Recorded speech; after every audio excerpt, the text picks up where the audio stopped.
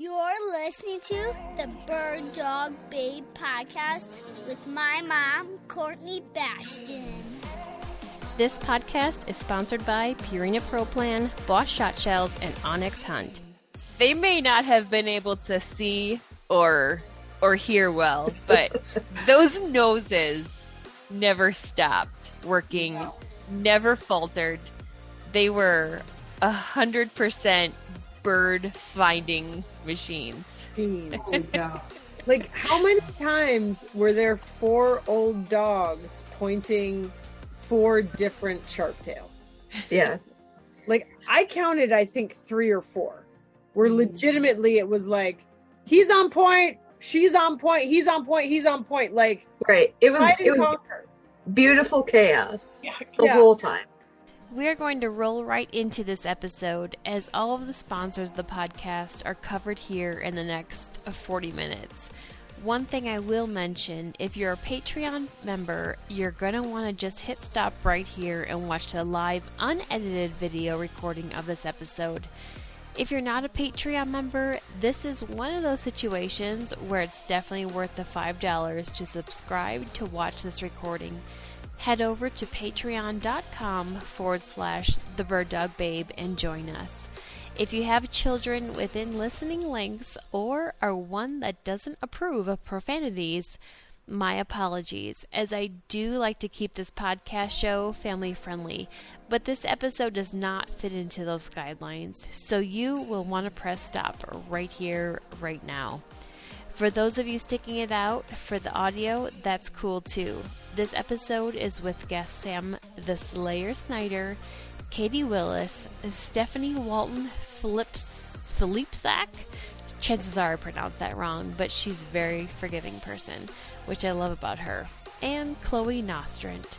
This episode is a tribute to our dearly missed Bisto, whom we lost this past spring.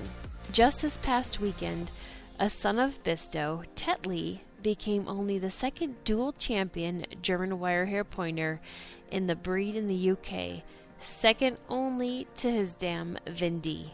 Dual champion Tick and Coat talked tonight. Here in the US, Bisto has had only 5 litters and awarded the German Wirehair Pointer Club of America top producing German Wirehair Pointer sire multiple times, producing numerous show champions, NAVDA utility prizes, NAVDA Versatile Champion, AKC Master Hunters, Senior Hunters, and now a UK Dual Champion. He never failed to produce a great combination of temperament, structure, and field ability. I am forever grateful to Una Russell for sharing Bisto with us, and I am so incredibly ecstatic to you and Peter Howard on breeding, raising, training, and handling Tetley to such honor, as it's so very much deserved. We love you both and can't wait for you to be here to watch Tetley's half-sibling Nara run at the NAVDA Invitational next year. Okay, I'm not going to take up any more time about the 5 women and 4 old bird dogs that set out for a sunset hunt under the Sea of Sage in Montana, because you have the opportunity to tune into a special hunt with some amazing people for the next 2.25 hours right here, right now. All right, let's get after it. My ski patrol instructor, Gus Johnson, always said that you better look sharp and you better ski so, like, incredibly well. I said ski like a motherfucker, but I don't know. Courtney hates editing, so should maybe hold that. Okay. But you better ski so that when you come up on scene, you instantly inspire confidence with, like, how good you look. And that's just a really important thing to keep in mind. And I just love that this is our first podcast with Chloe, and she just right out the gate pops in with like the best background of all time. Yeah. Like, and it's not like, it's not fake, right? She didn't fake it. She's not like, oh, and I just like, I put in the Zoom background, whatever. No, it's like, it's her real wall. Wallpaper. Yeah. So Patreon patrons in for some treats. They are. Bird dog? His bird dog. Oh, he's here for the party. He's like, I heard that we're having a podcast that features me tonight. I will be here for this. Did you guys know in my new house, this is my recliner? That's awesome. It's like, this is where I stay. I love it. I love it. So no, what I'm going to do with the hunt that we had, profanities happened frequently, and I'm just going to have to throw a big explicit on this and give the warning, to the parents that have people or have children in the vehicles right now, like, let's just go on to one of the other, family friendly podcasts that I have and listen to one of those, and keep this one to when you're either on the lawnmower or maybe plowing the driveway, throw those in your ears. When you have your ear pods in. Yeah. Yep. Because what we had going on this hunt was a special thing. And with that come emotions, and with that kind of comes the inner, I don't know, whatever needs to come out, it comes out. So, that's how we're just going to roll tonight. We're going to put an E on this one, and please pause or hit stop and do your thing, whatever you need to, or else let's keep rolling. We're good, right? Love it. And Katie. Is Katie wearing pants? I'm not sure right now. I think we have the same skirt on, Katie. Do you have It's not a skirt. Katie does not wear skirts. Oh, okay. My legs are bisected, but my booty is tight. So real quick to the liquor cabinet and pick out a whiskey. Okay.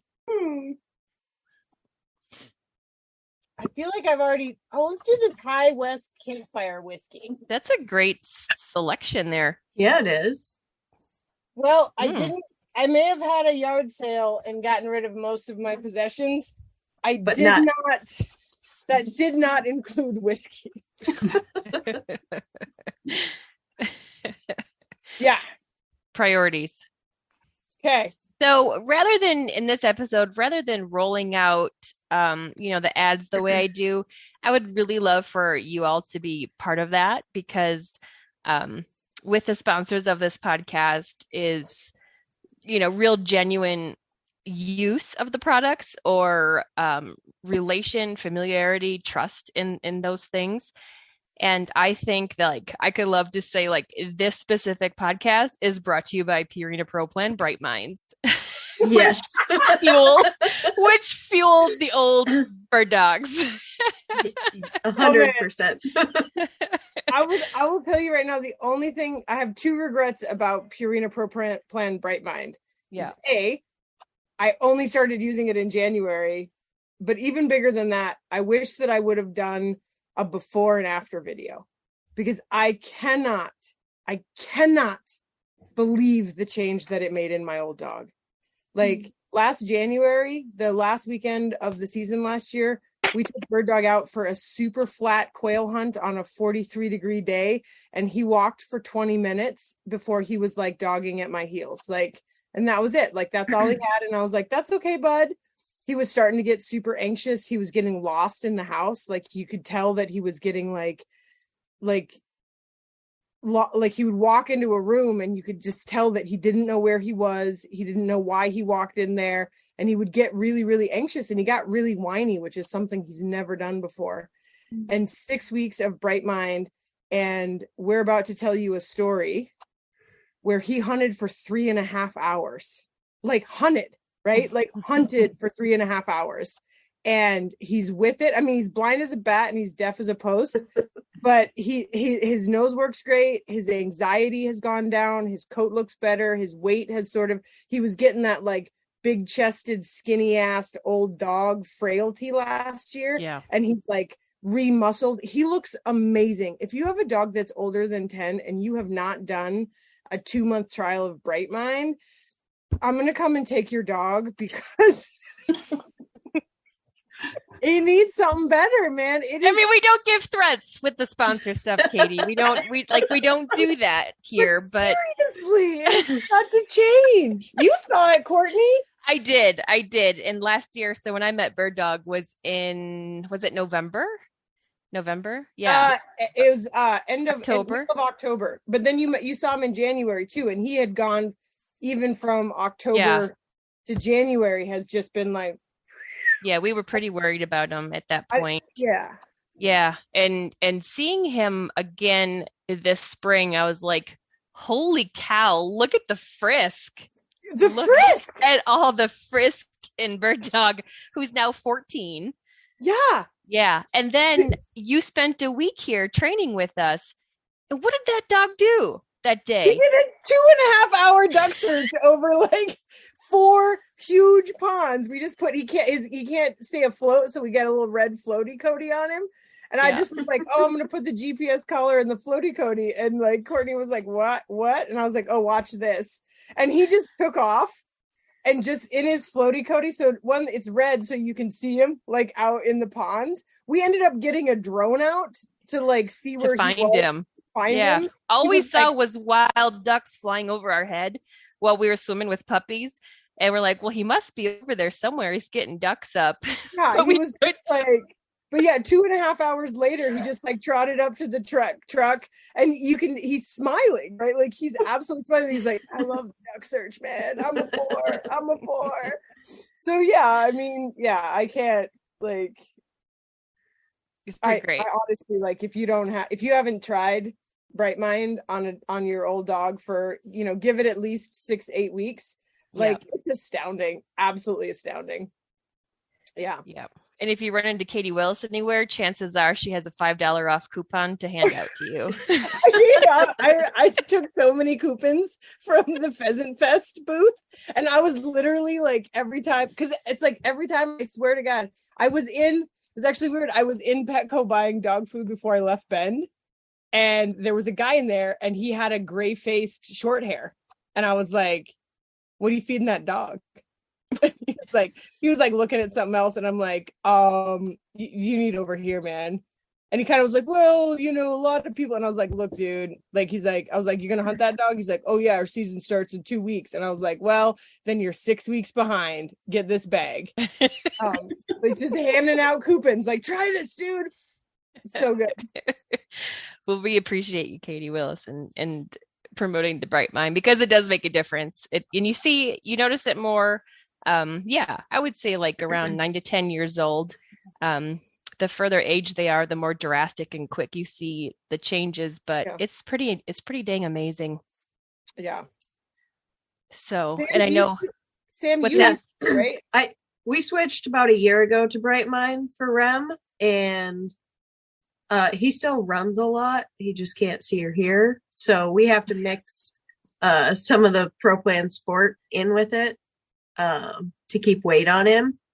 Yeah. But his with itness is so much better than it was. Yeah. And I mean, even 3 years ago, we'd be like 100 yards from the truck and he'd just kind of stop. And I thought we were going to have to carry him back, and like 3.5 hours in the sage, he's just fine. Just fine. I think the thing, I mean, even more than the physical performance, like I got my buddy back. Like his personality had started to change, and he just was like, like I stopped wanting him to take him places because he was getting so anxious. Right. It was like he was foggy headed. It was like, have you ever had like a really, really bad like head cold or something like that, where you just are like, I can't even think, like, don't talk to me. I can't like turn the lights off. I can't even watch TV. And you're just sort of so out of it that you're not even yourself. And like, yeah, I'm super excited that I get to hunt him this season, because I thought last year was the last year. But even so, like, he's back to being my bud in the truck, man. Like, he's sitting in the front seat. He's looking out the window. Like that clarity that comes with it. Like it's a very noticeable difference. Yeah. For it. Yeah. Massive. Yeah. He looks much better this season than he did last season. Yeah. For sure. But Sam, you did bring up a good point that is important to touch on, is that it is only a 14% fat. So a lot of us that have the younger dogs are feeding the 30-20, which is a 30% protein, 20% fat. So as a senior dog, typically they're spending more time on the couch, right? At that age, they're not necessarily out hunting a lot. So that's why the fat is lower to a 14%. But those of us, that have these senior dogs that are really want to get out there and keep getting after it, and they're able to, then we need to bump them up a little bit with that fat. So adding sport in is a really good idea to make sure that they maintain that weight. Yeah, that seems to keep his weight on, and he gets the benefits of the bright mind. So he's in good shape and ready to keep hunting this year. Yeah. And I know Chloe was looking to get some for Shep. She actually texted me the other day, what was that food that I needed to get for him? So same thing. Yeah. His 10th birthday is coming up, so he's about there. Yep. Yeah. It's crazy to think that, isn't it? There was such a handsome crew. Like Shep is such a good looking kid, and like Remy is so like, I love that. Just like he looks like a Hershey's kiss. Like, yes. I just want to like, and then Carmen, like, I think I saw her face in like a Gundog magazine the other day, and she still is that good looking. Like, did you really? Oh yeah, she looked like it was a Purina Pro Plan ad, and I was like, I'm pretty sure that's Carmen, and she looks hot as shit. She's a little rock star. So now that we've completed like the longest Purina ad in the history of my podcast, I appreciate that.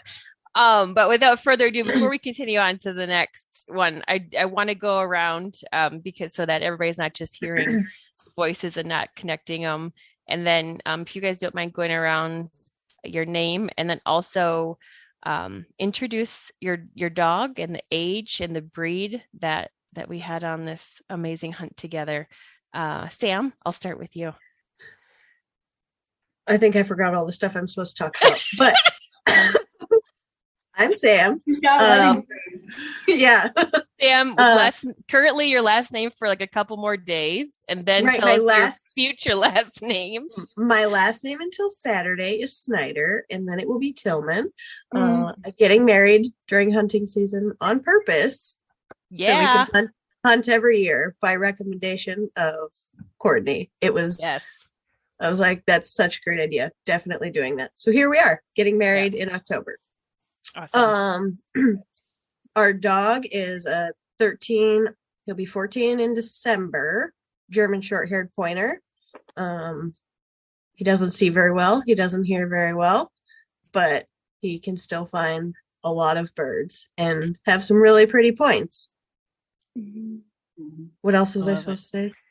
Yeah, I think you That's got it. I got it? Yeah, great. I think you got it. think you got it. Perfect. Chloe. I'm Chloe Nostrant. I'm up in Livingston, Montana. And I have Shep, who's a 9-year-old Griffon. And he's new to me. So we're figuring it all out together. And it's been really fun and special. And he's got a belly made of velvet. Yeah, oh my God, that belly velvet. It saved my life Sunday morning. Like, swear to God, right? We had been tying one on every night at the bar in the town that we'd been at. And we had been Thursday night, Friday night. By we, don't include all of us. So let's just put that there. But okay, anyhow, on. Every night it got progressively later until Saturday night. Everybody left, and it was me and the bar owner, Kale, hashing it out, man. Like, we were in deep stuff until 3:00 in the morning, when I finally was like, oh my God, I gotta get up in like 3.5 hours and go hunting. And I excused myself from the bar, and I was like, I am definitely showing my age, because a younger Katie Willis would have like just rallied the whole night through and just been like, I don't need to sleep. But anyhow, I went back, and then the next morning I felt like hell. And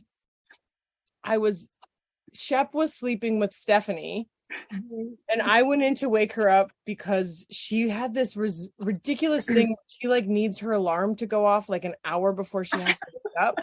And so she had been like waking me. So her alarm goes off, and then the 2 muppies and the 2 renegade puppies are like, I need to wake up too. And I'm like, oh, shut the fuck up and go back to sleep. And so Stephanie was like, well, I won't set an alarm if you promise to come in and wake me up. And I was like, yeah, dude, I'll start the coffee and I'll come in. So I started the coffee and I went in there and I felt like hell. And then I sat on the bed and Shep rolled over and exposed his velveteen belly. I was saved. It is a miracle of miracles. If you're ever around Chloe, just be like, I need that belly. Like that guy is, oh my God. Oh my gosh. Okay, Katie, why don't you continue on with introducing yourself and your bird dog?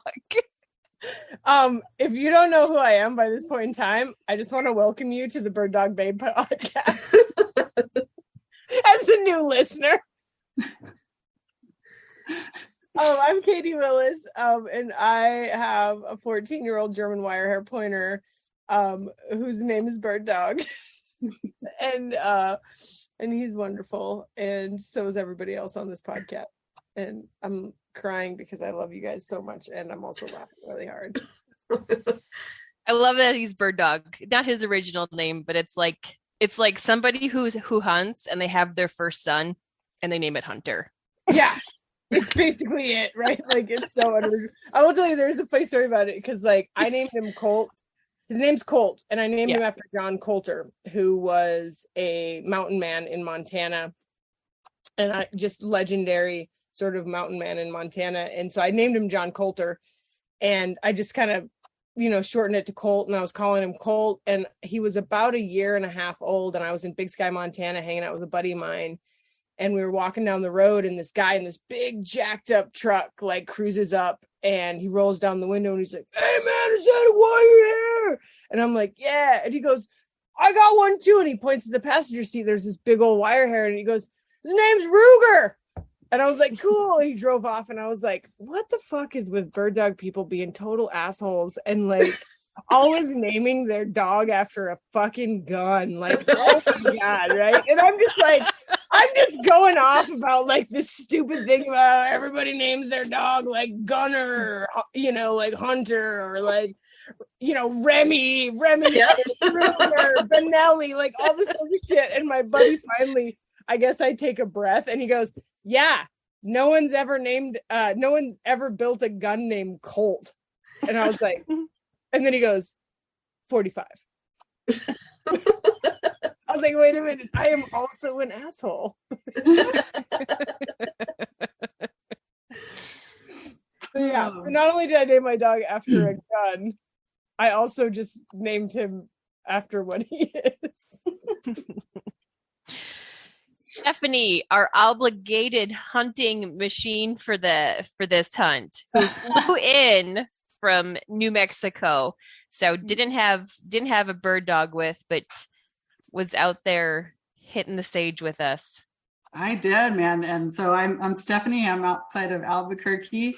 And she's right. I flew into Montana to see my lovely friends, and I don't regret any penny that I spent to get out there, because, man, that was quite a show that all the dogs put on, all the ladies put on. With you guys is shooting, I need to hit the range. And I have but I did bring my annoying alarm that I had to set an hour ahead of time. Mostly we need to know what Sam does to practice. That's what we mostly need to know. The secrets will be revealed. Sam the Slayer Snyder. Oh my God. The key is you just don't think. The great thing is that she currently is Sam the Slayer Schneider, and now she's going to go to Sam the Hitman Tillman. Oh, I like that. It's good. Oh, that's good. You were, smoking. I was going to say Terminator Tillman, but Terminator Tillman. I don't care what it is. Oh my God. It's good. All right. Let's finish our sponsors here. Not on any quick note by any means.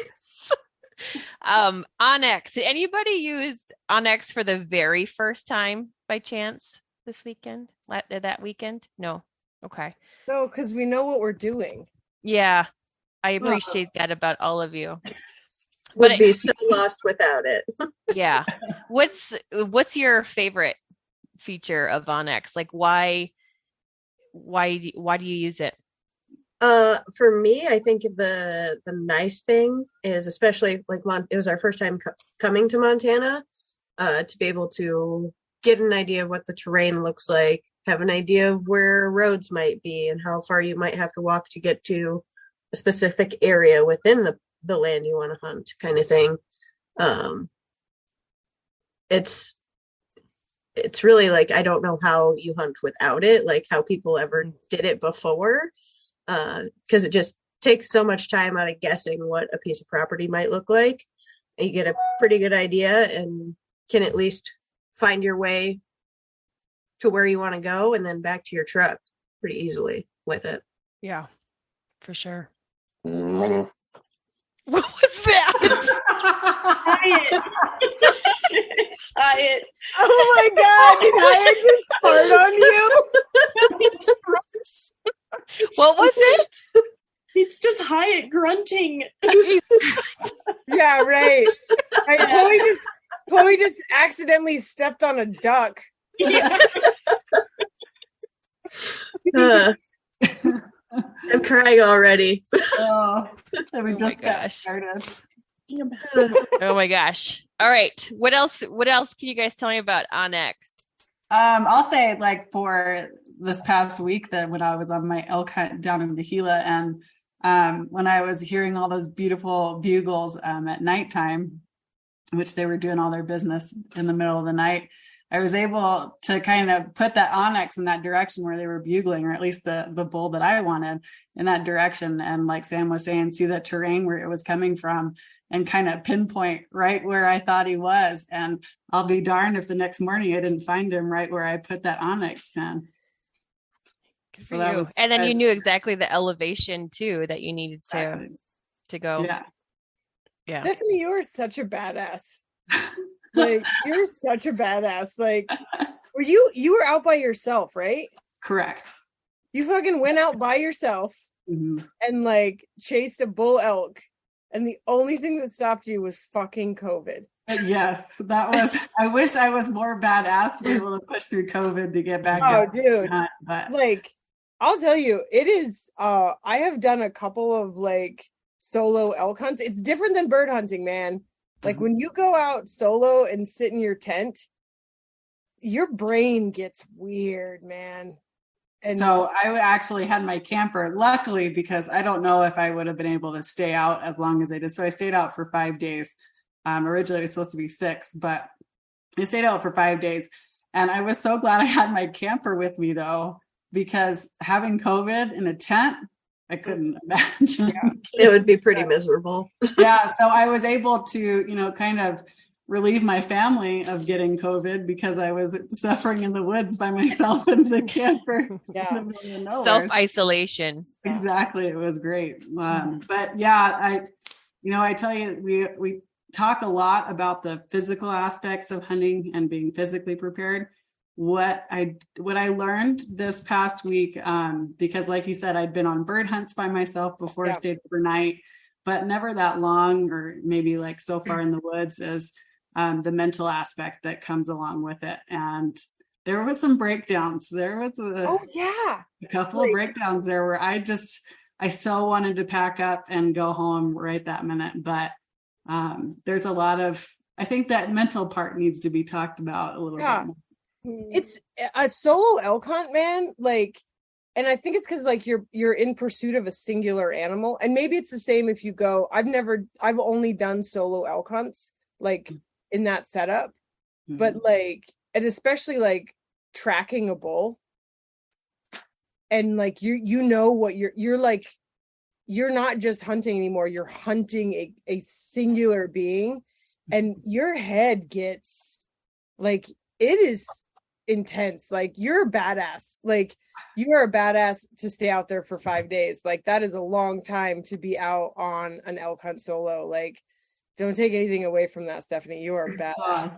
Thank you. I appreciate that. You're right. It does get super intense but exciting at the same time when you're out there, especially when you can achieve something and find them even on your own. That's something, it's a big achievement, even in my book, just to find them.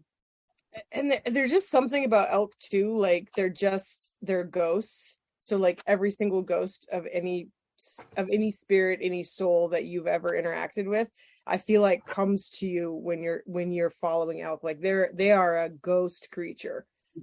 Amazing. They're pretty quiet, just like sage grouse. When they get up, man, they like an elk as big as it is can come in so quiet, and those sage grouse, they take off and you don't even know that they were there unless you either see them or a dog has pointed them and they flushed wild, because they are extremely quiet when they get up. Well, if you want 20% off Onyx, use promo code BDB20. Boss, what else do we have to talk about? Boss Shotshells was shooting Boss. Kills him deader than dead. Does. Sam, is that what you were shooting when you absolutely could not miss? It was what I was shooting. Oh my God. What boss were you shooting, Sam? 7s. All right. You did that 20 with gauge? 7s on that. Wow, you did that with 7s? You smacked that biggest sage grouse of all time with a fucking 7. I feel worse now. I'm even more impressed than I was before. Tripled it like an old lawn chair. Oh my God. Dead. Holy cow. I love let's not talk about it yet. I can't wait to talk about it. I can't believe that was a fucking 7. I think all of us were shooting boss though, weren't we? Yeah. Yeah, because Stephanie had her boss shipped to my house.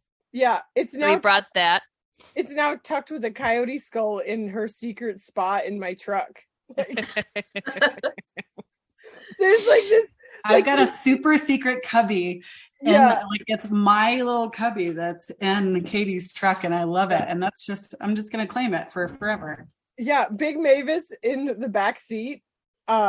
The back seat middle cushion like has a hinge on it. You can open it up. You can get like a couple bottles of whiskey and like a couple tall boys of Coors Light in there, but you can also get 4 boxes of Boss and a coyote skull. Do you guys find the skull too?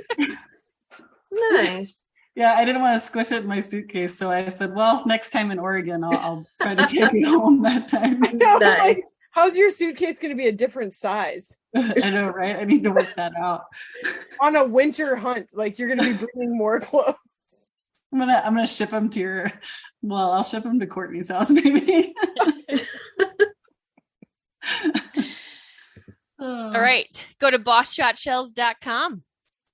Yeah. To get yours delivered directly to my house. Yeah.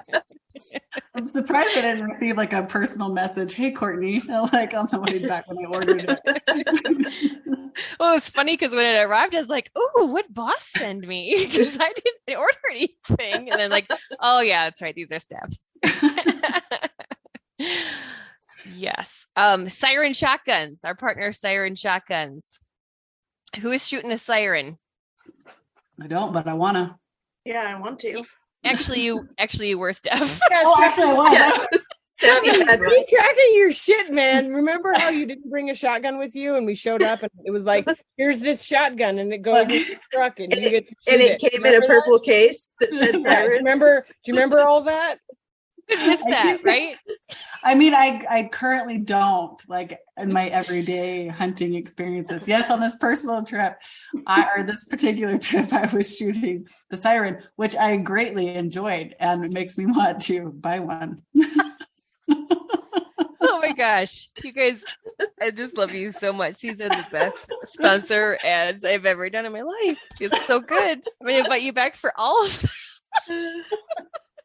Right, but then your podcast is just going to be one big ad, and people are going to be like, "Oh, I hate it." You know, Bird Dog Babe, all she talks about is how great everything is.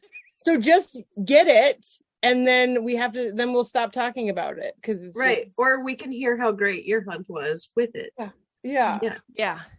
Good point, Sam. Yeah. Sam the Slayer Snyder, who everything that popped up in front of your range went down. Oh my God. It was, I think it was just the universe. It said it needed to be that way. No, it wasn't. It was the Syren shotgun and the Boss Shotshells. It was also those things. Yeah. With the help of Onyx getting you there. Right. Yeah. Well, I think this is the whole thing, right? Is like one of the things that I love about this group of women, which hey, people listening to the podcast, if you don't know that I love these women, like you should just know that I love these women. But one of the things that I love about all of you is you put in the time, right? You put in the time so that when you go, right, like it's like the the 2 weeks before the hunt, all of a sudden now you're trying to get your stuff together, right? Like we put this trip on the books in April, right? We penciled this trip out on the books in April. And every single person on this podcast pre-scouted the terrain. They knew where we were going. We had a group visit with, sorry guys to brag, but we're friends with a guy who works at Onyx.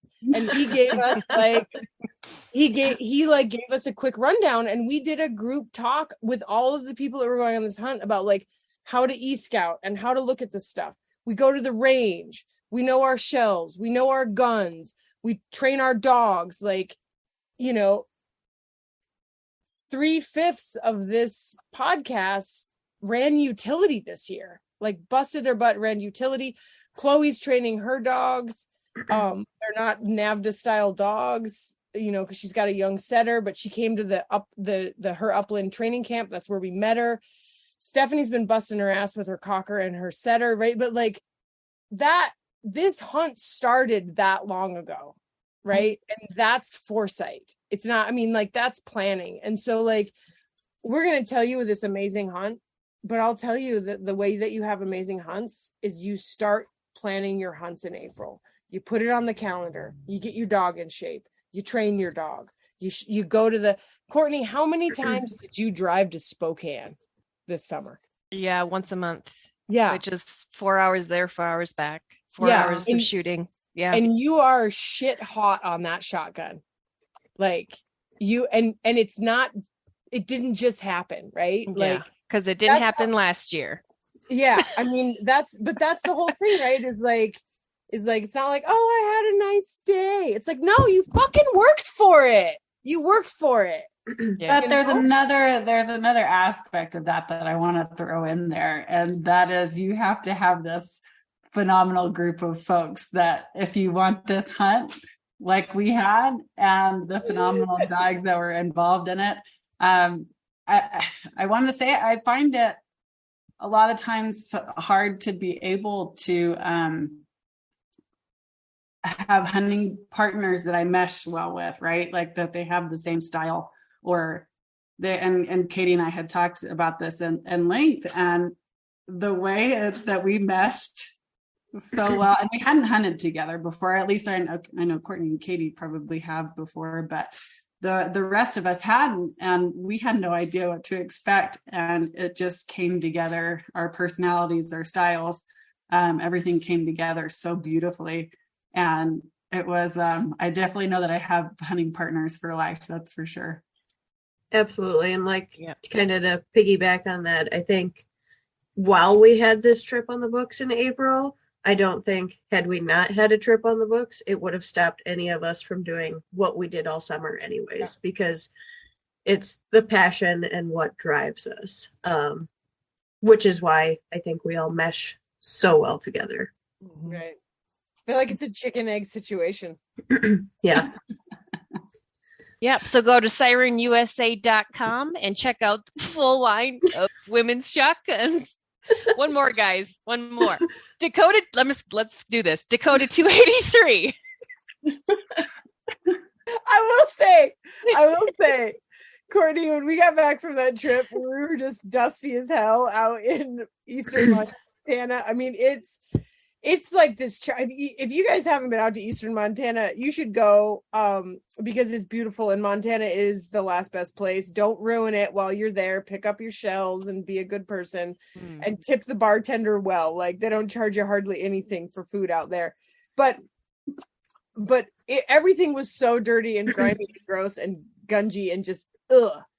And when we got back to your house and you started power washing those crates off, and then just set them right on their back sides. And I was like, what are you doing? Like, what are you doing? And you're like, oh, there's a drain hole. I'm like, the fuck?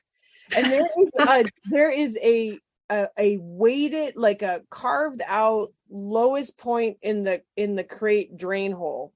Like, I don't have Dakota 283 yet. And like, I'm here and my little niece has been washing dog crates for me today. And it's a pain in the butt because they don't drain. There's always like a chunk where the water is in. And that's brilliant. Like, if they're going to put that much foresight into a kennel, that they put a drain hole in the back so that you can stand it on end and wash your kennel. They've done a few other things too. Like, there's several other things. Yes. But I love that. Thank you for covering that. And Katie Willis, when you go get yourself some Dakota 283s, make sure you use the promo code BirdDogBabe and get yourself 10% off. All right, let's talk about that hunt. Let's get right into it. I thought we already started. 45-minute introduction. Awesome. Perfect. So back in April, I think it was shortly before we started actually putting the hunt on the books. I had our dog Bisto. Oh, we can't do this already. It's way too early in the conversation. So let's back the truck up. Let's back okay. the truck up just a second. Okay. Take a deep breath. So this hunt actually started because of the group that met at Pheasant Fest. Right. And so, podcast listeners, maybe you've heard it, maybe you haven't, but go back in time and you can listen to the wild and crazy time that we had at Pheasant Fest, where I went out to meet Courtney, and then a bunch of us just kind of like I had been following, like Stephanie and Sam had been on some different podcasts. Sorry, Chloe, you're the odd man out. We met Chloe in June, but she's just such a champ. We had to bring her along. But I met Chloe last year. Well, good for you. I'm so lucky. But the kernel of this trip started with this group of women who met at Pheasant Fest. And then we had a big Zoom call in April where we put this as the first hunt. So Courtney invited us. We kind of went around as a group and we said, okay, what have you got? And what can happen? And so Courtney was like, I would love to take you guys for Sharpies and sage grouse in the Montana prairies. And we were like, hell yeah. We should mention that there will probably be more podcasts because I've invited people to Oregon for a Thanksgiving chucker and birthday hunt in November. Right.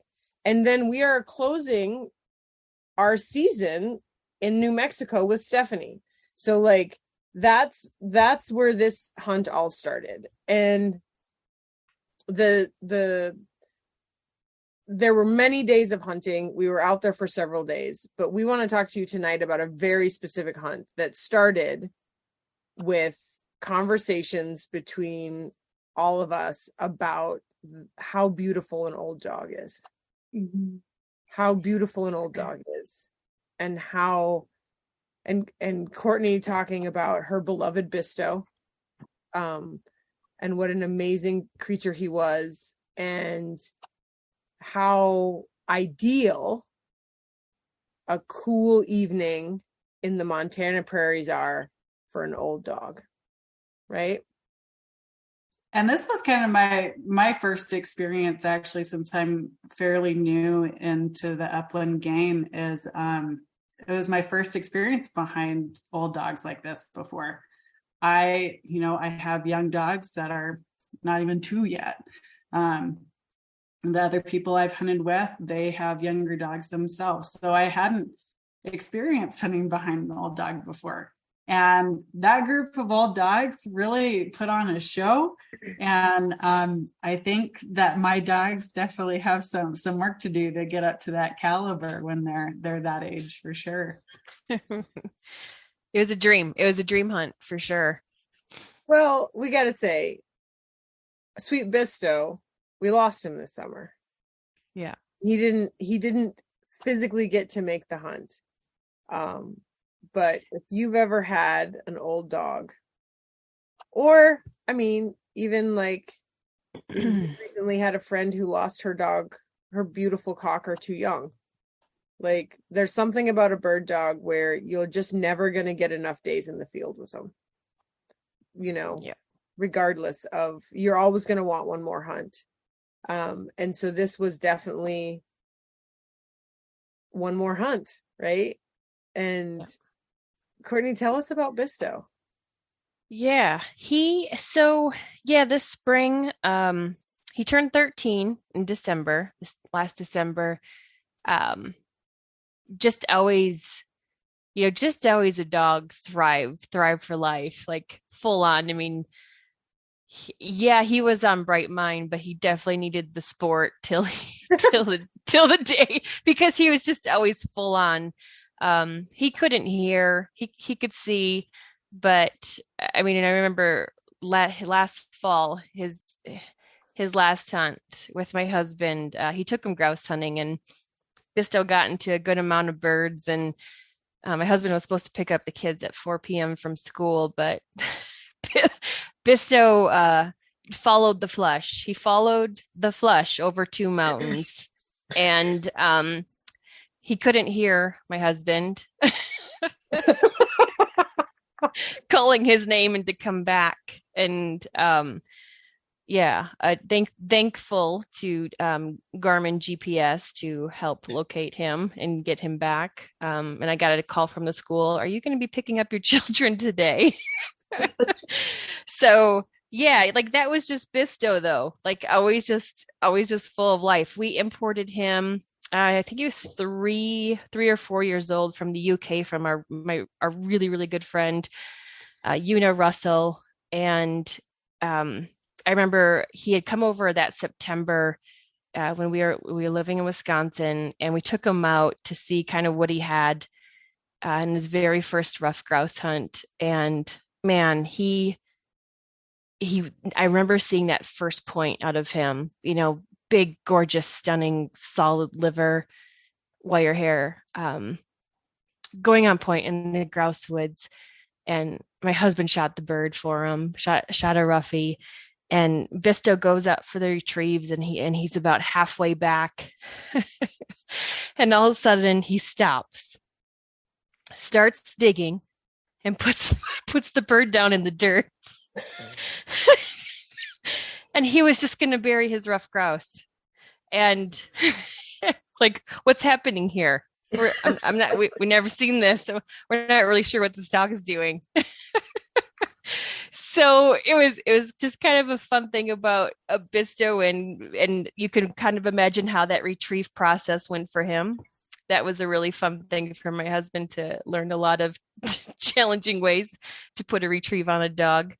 But yeah, so this April, Bisto started to decline, and I really thought like we were at the end, and I had told him, I said, "Bisto, you got a couple more months here, buddy. We need to do this hunt on the prairie. I'm gonna get you a sage grouse." And I had told Katie, I said, "We need to have this hunt with Bird Dog and Bisto. This needs to be the old man hunt, and like we're gonna get these boys some really big sage grouse. It's gonna be great." Sages in the sage. Old wise sages in the sage. Yeah. And that next morning, he turned the corner. I was playing fetch out in the backyard with him with a tennis ball.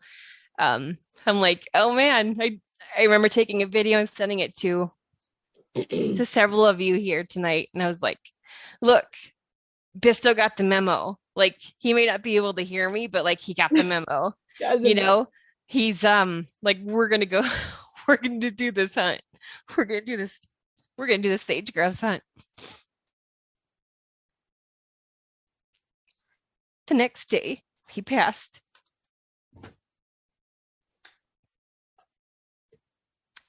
So we didn't get to do that hunt. We didn't get to. But we still made it happen. And when I was getting ready for that hunt that night with all of you, I was getting into my truck by myself. I grabbed my gun and my boots and my ammo. And I was like, well, I'm going to go meet the girls. I'm going to go meet the girls and the dogs, knowing I didn't have my Bisto with me. And my husband pulls out Carmen. And he said, how about you take this old bird dog with you? I go, yeah, I got to take Carmen. So Carmen is Bisto's half-sister. They have the same mother. She's a salt liver warrior herself. And I'm so glad he said that. I'm so grateful that I put Carmen in the truck with me that night.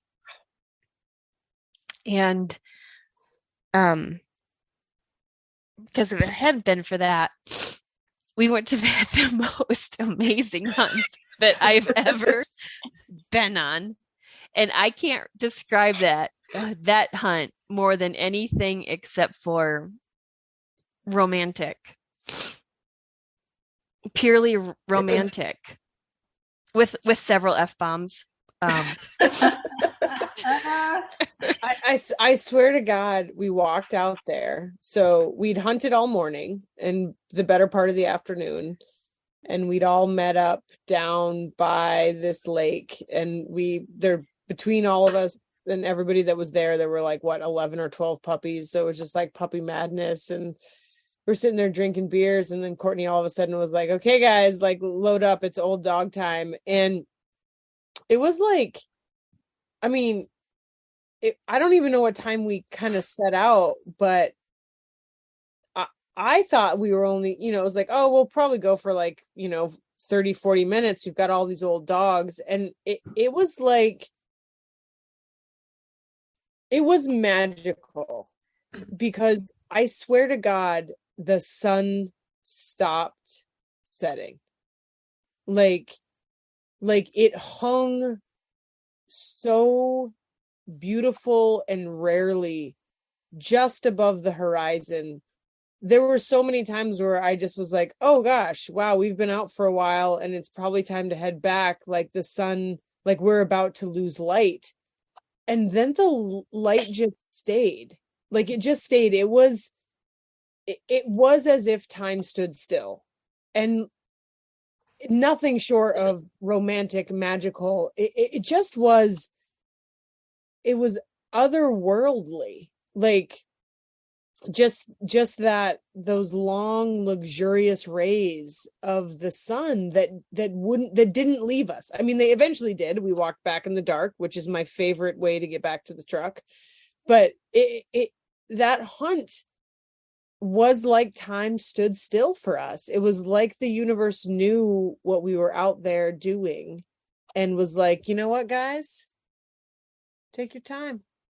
Just take your time.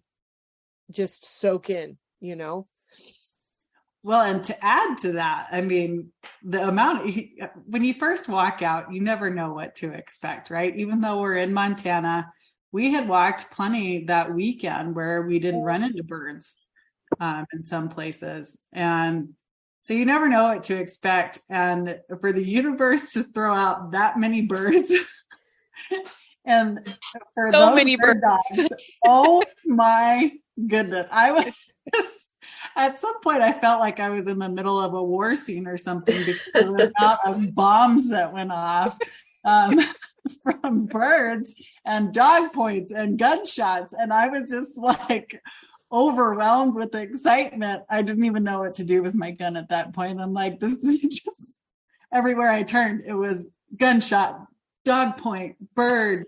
It was this crazy madness that was just so cool. And it's something I hadn't experienced before. They may not have been able to see or hear well, but those noses never stopped working, never faltered. They were 100% bird finding machines. Like, how many times were there 4 old dogs pointing 4 different Sharptail? Yeah. Like, I counted, I think 3 or 4, where legitimately it was like, he's on point, she's on point, he's on point, he's on point. Like, right. It was beautiful chaos the whole time. Yes. I love that. Or the one time when one dog was on point and 2 of them were backing. Oh, let's talk about that, Sam. Tell us about that moment. Tell us what happened. So we'd been walking for a while, and I don't think we had gotten a bird up yet at that point. We flushed wild. We flushed a couple sage grouse wild early. Yep. So, like, kind of taken off, and we were sort of chatting, and that's right. And we were just kind of working, and old Shep was working closest to me. Remy was hunting for somebody else because he can't see who I am, and somebody else probably gave him water. Don't give him too much water. I didn't get that memo, by the way. Yeah, he's bad at water. Okay.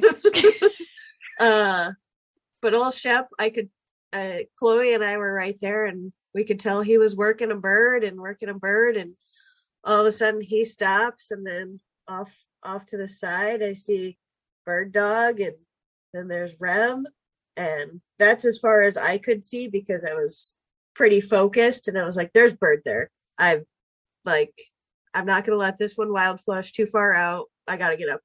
So I was hustling up to that bird, and it got up perfect, and I shot twice at that one and dropped it on the second shot, quickly reloaded, and like I feel it's still like a blur to me, but I feel like the Sharptail then got up like behind us. Uh-huh.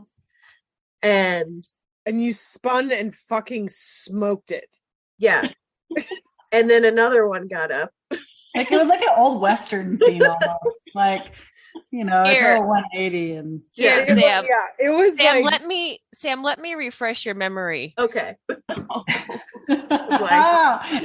me know if you have audio on this. Can you hear this? Nobody's moving. Okay, for the people on the podcast, what you can't see is that Courtney is playing a video, which will someday come out in video form for you guys to see, of us moving across the prairie and us watching 3 old dogs stack up on the biggest bomber sage grouse, beautiful mature male sage grouse that got up. She just shot her second one. Yeah, that got up. The 3 dogs had pointed that, and Sam folded that sage grouse, and then somehow that sage grouse was literally living in was completely surrounded by Sharptail, and they started popping up like popcorn, as everybody describes, and Sam could not miss. She couldn't miss. And she was like, she dropped this sage grouse, Sharpie got up, she spun, bam. She like reloaded. Would we take like 3 steps, and another one got up. At some point in time on the video, I yell, fucking kill it, Sam. And she just is like she's just like a hitman. I mean, she just was like, and she just called her a one-shot wonder. She was a one-shot wonder. I mean, she just was like, she hit that that perfect groove, right? Yep. Where your brain, and this is the beauty of hunting, right? Like, this is the beauty of almost all outdoor activities that you can get into, where your cerebral thinking mind is able to rest, and the sheer instinctual power of your self takes over. And Sam was a beauty to behold. I mean, it was, if you've ever loved someone in your life and you have seen them absolutely at their most peak presence of being, it was like the vibration that was coming off Sam. I mean, she just couldn't get better. And it was, I loved watching it. It was just, it's awesome. I'm really glad that like I was with other people, because it was one of those things that just everything happened so quick and like unfolds that it was all instinct shooting, that it, like, for me to piece it together, like I need other people saying, well, this is what happened. and then let's hear this end result here. Did you hear that? Yeah. My vest is heavy. I'm not running. oh, that's right. That's not going to happen. Oh, yeah. Poor Sam. Her vest is so heavy. And she's like, I can't cross this creek. Like, she's like, we had to cross the ditch. Well, you had shot that other Sharptail that got up, and like, I thought it was just going to be a quick over there and back. And I was like, I'm not going over there if I don't have to. Like, that was not. One got up, I think before we started chasing Katie's, one got up in front of Chloe. Chloe laid the stack down on one. Yeah. Yep. I'm eating it right now. I'm eating it right now. How perfect. Yeah, it just finished. So yeah, that was fun. That was a special bird. That's awesome. Yeah. So how did you prepare it, Chloe? I kind of slow cooked it with butternut or acorn squash, carrots, sage, and mushrooms. Wow. Ooh, that sounds amazing. Yeah, it's pretty good. Yeah, and I just want to say this didn't happen like all slow mo, like Sam, bam, makes her teeth. Yeah. Oh, there you go. Look at that. For the record, this is labeled Stephanie's Sharpie. Nice. Well, that's going to be our Thanksgiving meal. Some of those birds from. Yeah, it is from that trip. I love it. I have a Sharpie from the trip laid out for tomorrow. So a week of eating our food, our birds. I like it. That's awesome. So I mean, like Sam, it was like bam, bam, and then I think another one popped up. Katie shot, and then Chloe's beautiful dog that goes on point, and bam, shot that bird. I mean, so it was like all these birds just bam, and literally that's why I felt like I was in some sort of war zone or something, because these bombs of birds and then gunshots. But it Shep was on fire. He was on fire. Oh my gosh, that dog. Did we have 3 birds down at one point in time? Like we had, like where we 3 actually or 4. Yeah, 4 birds down, where it was like, okay, we've got 4 birds on the ground and like 4 different dogs doing 4 different sort of right. Like some dogs are still off hunting because they're like, we don't know. We don't know what's going on. Like, they just busted us out of the old folks' home. It's like Cocoon. Remember that movie Cocoon? No. No.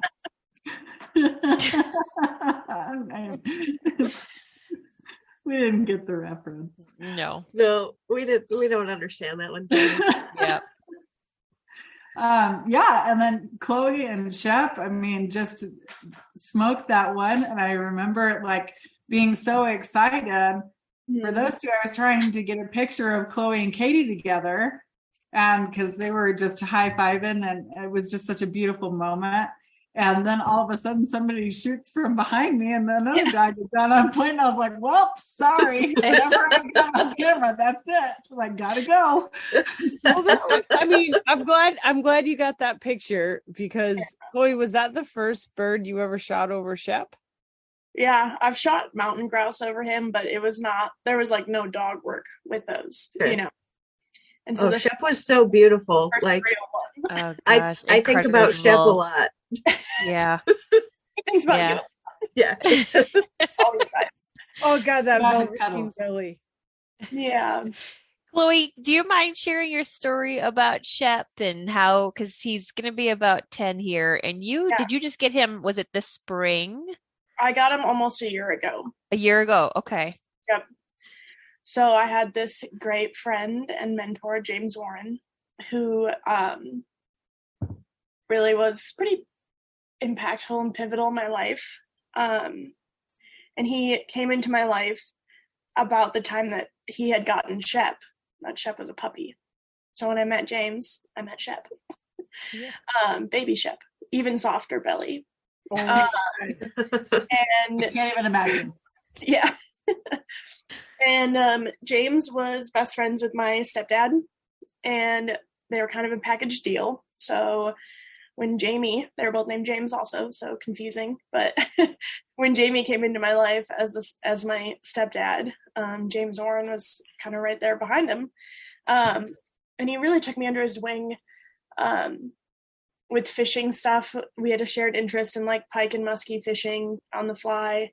And we would spend a ton of time doing that in like the early summertime, to the point where like I would stay until the day I had to work at the fly shop, and I would drive the 3 hours home. Like I'd fish for like an hour or two in the morning and then drive 3 hours and go straight to work. So he was amazing. And he passed away super suddenly last year. And he had no kids or anything. And my parents were the one that found him. And so Shep was there, and I just told him to bring Shep over, because him and Hyatt can hang out.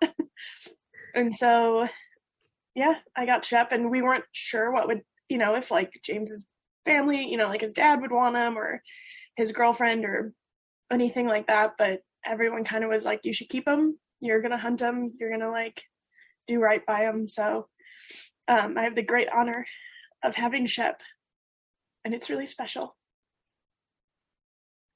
He's a really, really special dog. He's a great dog. Fucking great dog. He's a great dog. I'm so glad you have him too, Chloe. Yeah. And I'm so glad he was there that night.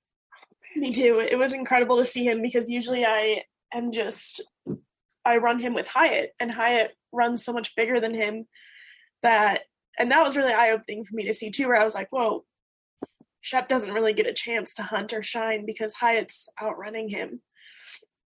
So to see him actually get to hunt, I was like, oh, you're like a good dog.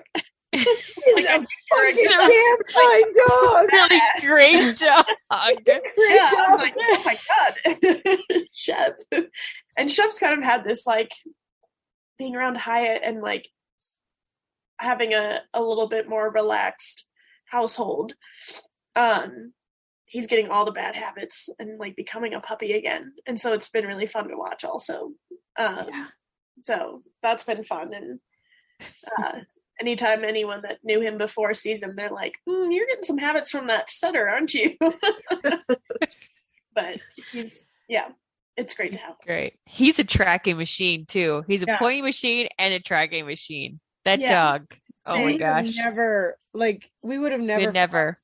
So I've started shooting. This was the first time I took out my great grandfather's gun, which is a side-by-side, double trigger side-by-side.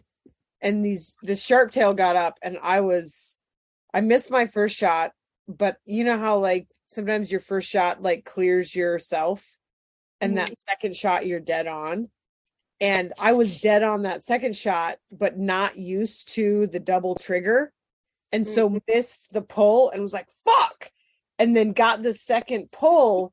And that bird was what, like 70 yards? I mean, it was far.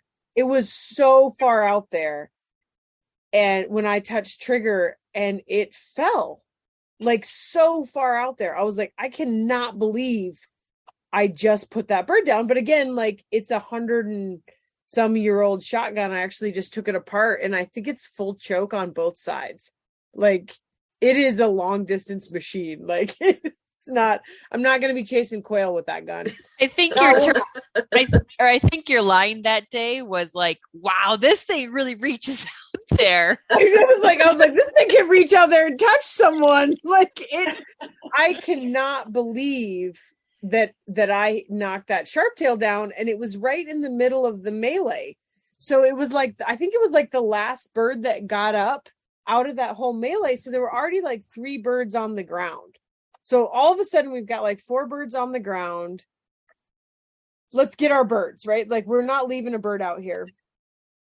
And so like we got those 3 and we got over to kind of where we'd seen that one fall, and Shep got on it. Like Shep got on it and he was working it.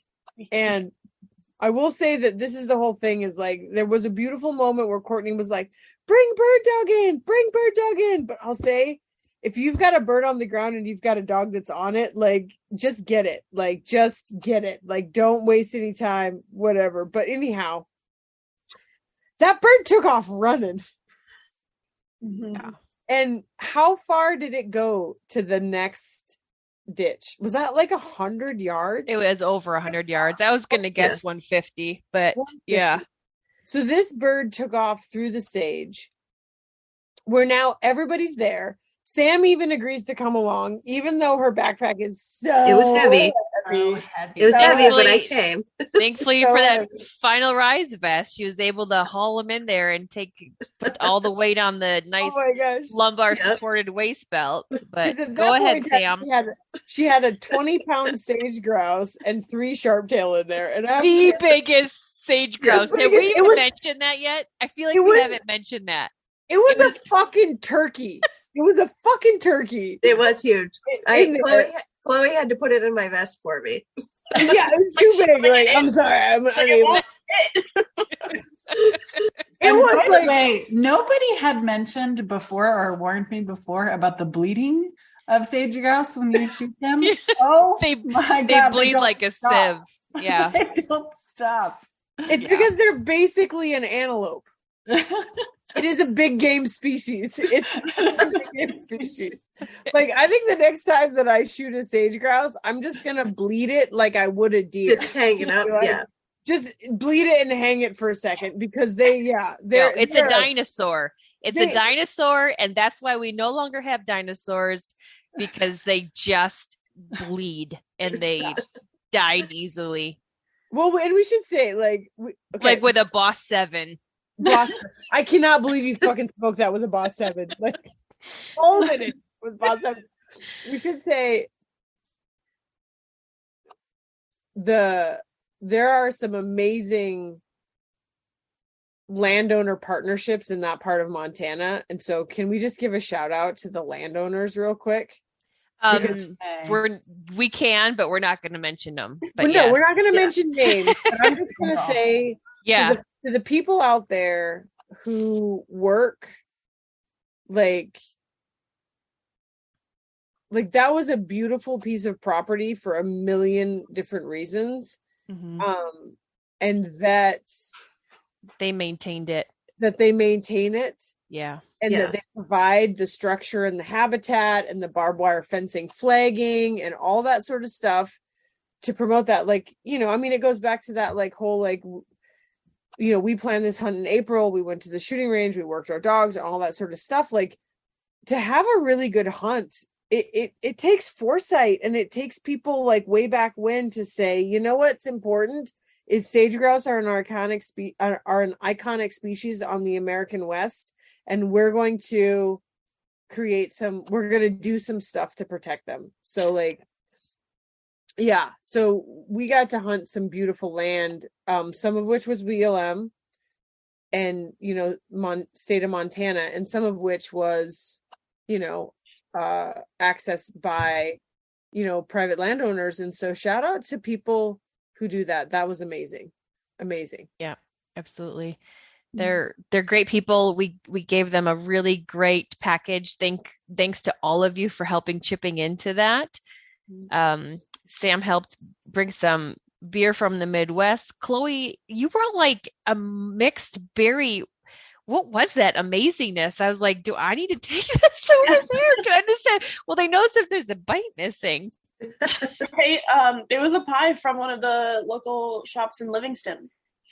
I think it was just blueberry, but it was a mixed berry. It was definitely more than just blueberry. It was multiple. I definitely checked it out. I sized it up. It's good. I saw it on the counter and I was like, oh man, that pie looks pretty good. I hope it gets left here. It was, but no, thank you all for pitching in. We brought some huckleberry jam, and then they have a large wolfhound and then a border collie. So I took them over some Purina treats as well for the pups. But thank you all. And it is. And we were able to get access to that, thankfully, to One Montana and the Master Hunter program, because One Montana's organization that works directly with landowners, and they do very specific things like this to help them come up with plans for the land, how to improve the habitat, and these landowners are right on top of that. And so they grant access to the Montana Master Hunter community. And when I talked with them, they were very welcoming to have this group and this special hunt on their property. So yeah, I'm thankful for those relationships. And if for those of you that just go, knocking on the doors and ask for that permission, do the same thing. I mean, it's gratitude. They're giving you access to something really special that they work hard for, and send them that Christmas card as their follow-up. So keeping those relationships of responsible hunting. If you arrive and a gate's closed, you open it, close it right behind you. So all those important things to maintain the respect for that. But yeah, it was a great time. there was a lot of birds, and thankfully to those resources, man, it couldn't have been better habitat. It really couldn't have.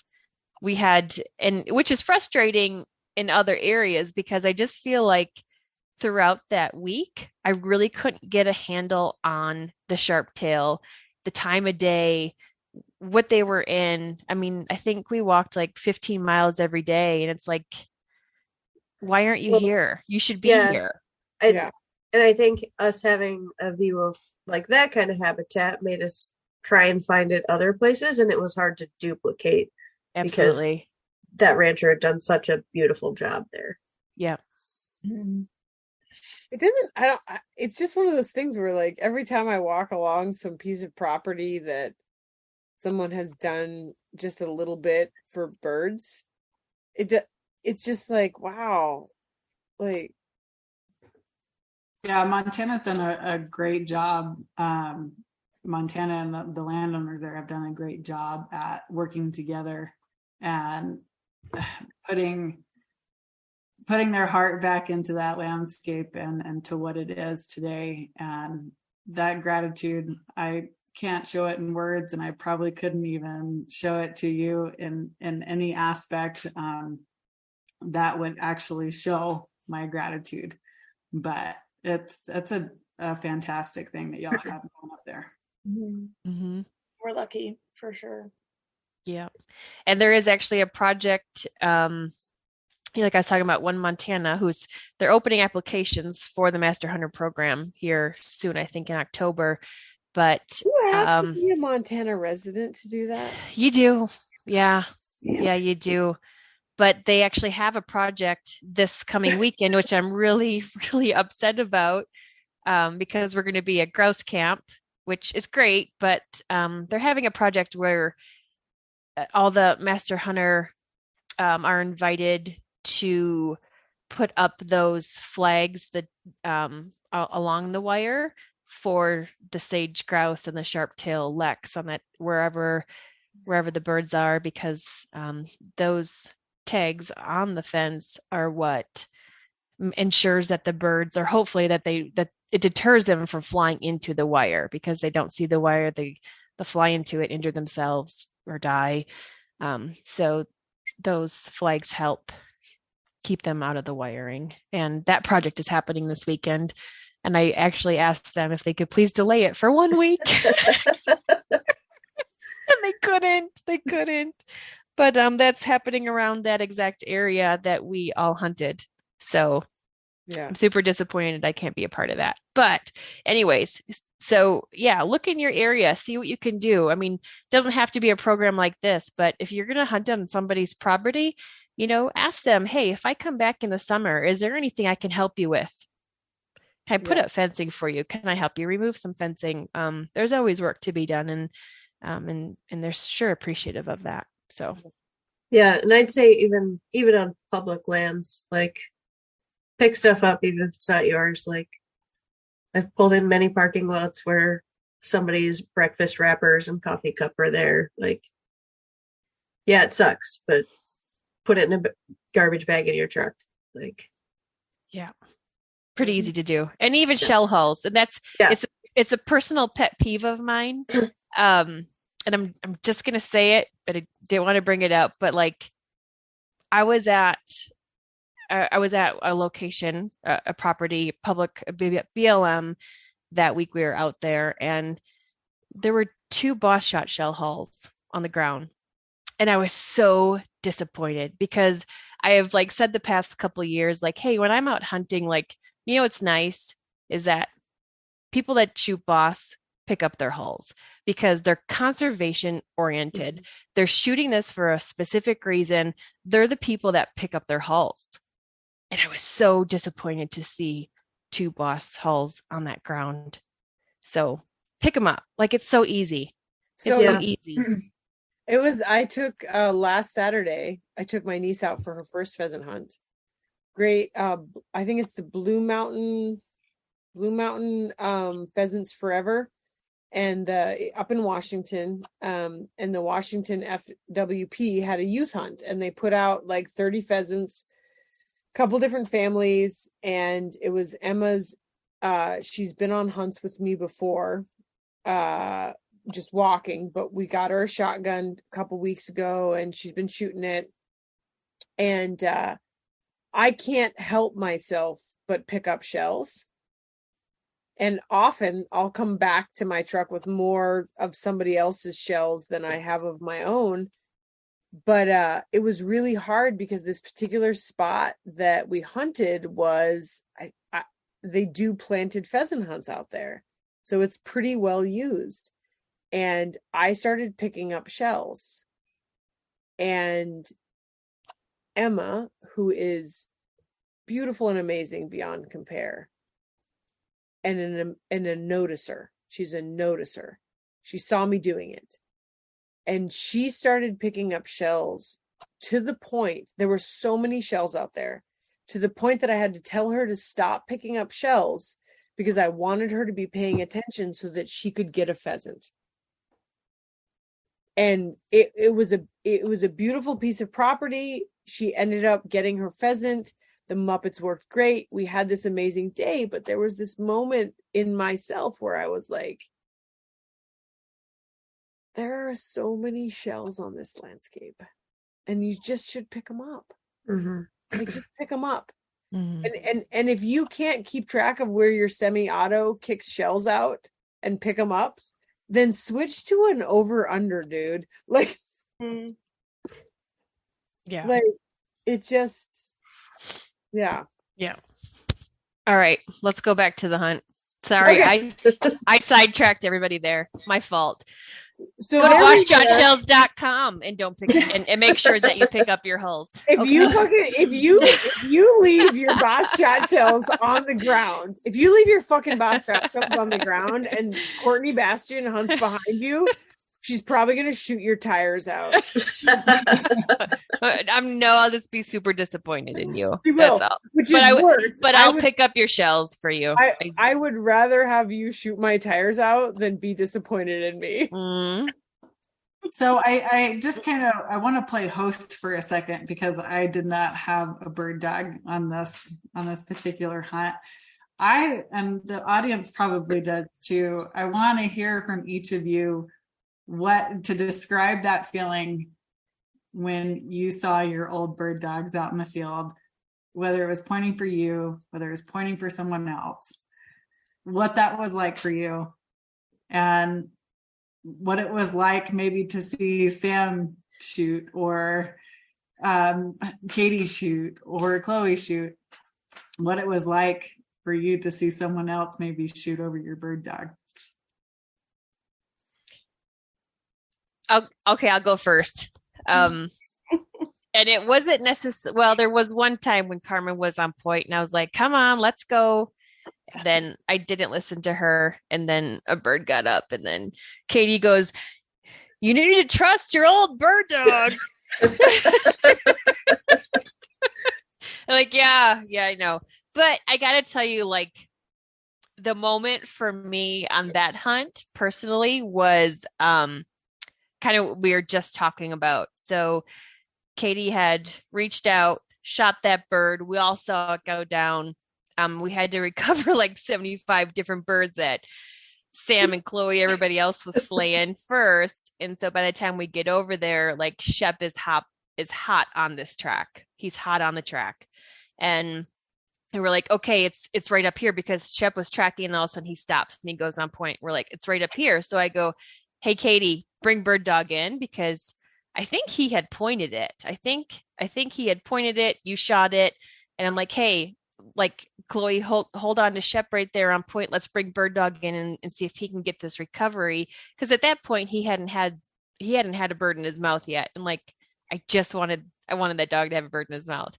So Chloe collars up Shep. We bring bird dog in and that bird, like you had said earlier, like it went over 150 yards. I had no idea. I thought it was right in front of Shep's nose. So bird dog's in there going at it. And, after a little while, Katie's like, you know what, like just let Shep go. Let the dogs go. We got to get this bird. So all the dogs start going and we get about 150 yards up there and Carmen is now on the track. And she heads down into a ditch and, oh God. So Carmen goes down and I'm down with her and Katie's like, I see it. It's up there. I see it. It's running. And so Katie hops down in the ditch and then bird dog comes down in the ditch, but he falls and he screamed in pain. And it was a super deep ditch. Oh God. Not just a small one. It was probably 6 feet. 6 feet. I mean, I'm 5 foot. I'm 5'5" 3/4, but obviously my hunting boots are like 5'6", and it was deeper than I was tall. So like there was a 90-degree corner, and Carmen was. So if Carmen was on the right hand side of that 90-degree corner, and she was pointing, and I got up to it and looked over and saw that bird curl around the back corner, like to curl on the left side of that 90-degree corner. And so I ran into that ditch and Carmen moved and she moved to the corner. And so I was fairly certain that she had that bird pinned on that corner.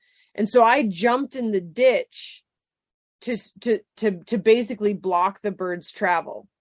And I was not paying attention to my old dog. And he came in that ditch behind me and I think Courtney, you shouted to me because I turned in time to see him come and trip over the lip of this 6 foot deep, basically an irrigation canal, and land 100% on his right shoulder. I mean, just like down. And he screamed.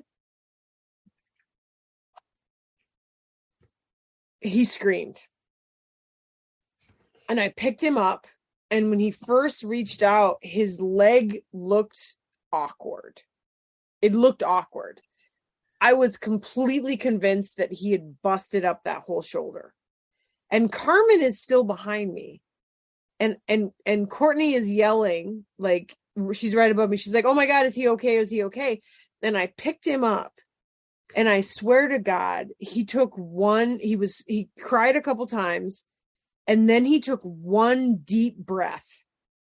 And he smelled that bird in that irrigation ditch. And he fucking shook it off. He shook it off. And he put 4 feet underneath him. Carmen sprinted past us. And the 2 dogs took off down that ditch. I mean, I cannot believe that he was not injured on that. But it was just like the smell of that bird hit his nose and he was saved. And so we take off down this ditch. And I think I had gotten up out of the ditch as well. So now there's 2 dogs cruising down the ditch. We should have mentioned at this point in time that Sam's fiance, Jake, is also on this hunt. He's very quiet. He's a very quiet gentleman.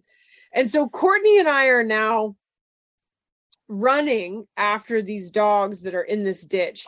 And poor Jake is like in the way. And he almost got tossed into the ditch.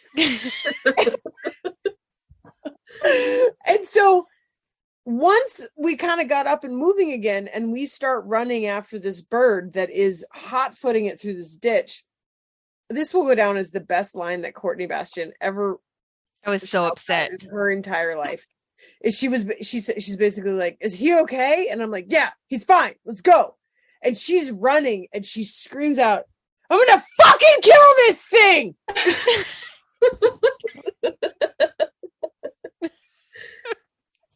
And we go screaming down this ditch, absolutely hauling ass down this ditch. And there's another like 90-degree corner. So there's another 90-degree corner. Courtney's up above. She's kind of in front. I'm behind with Carmen, but I'm also up above. And Carmen goddamn breaks her neck, whipping around. Like she's trucking and she whips it around and she points behind her. Like, you know, she's got that bird solid fucking gold. And so I jump in the ditch, which makes the bird jump forward, and Carmen just hammers it, just like, bam, got that bird, like, got it. Like, we got that bird. We did not leave a bird on the field. Did not leave a bird on the field. That was the best part, because then I just said, "Get it, Carmen," and she grabbed it, and there were feathers flying. No shot needed. No extra shot needed.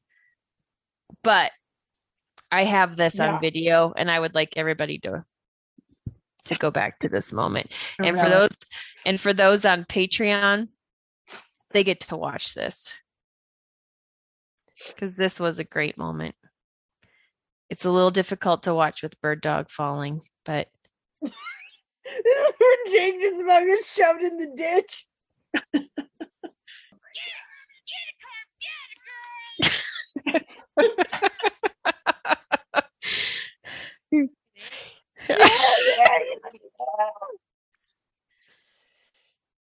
This might be your next best line, Courtney. Oh shit! You're bad. You're a bad person. Carmen's just eating feathers. Carmen's just like the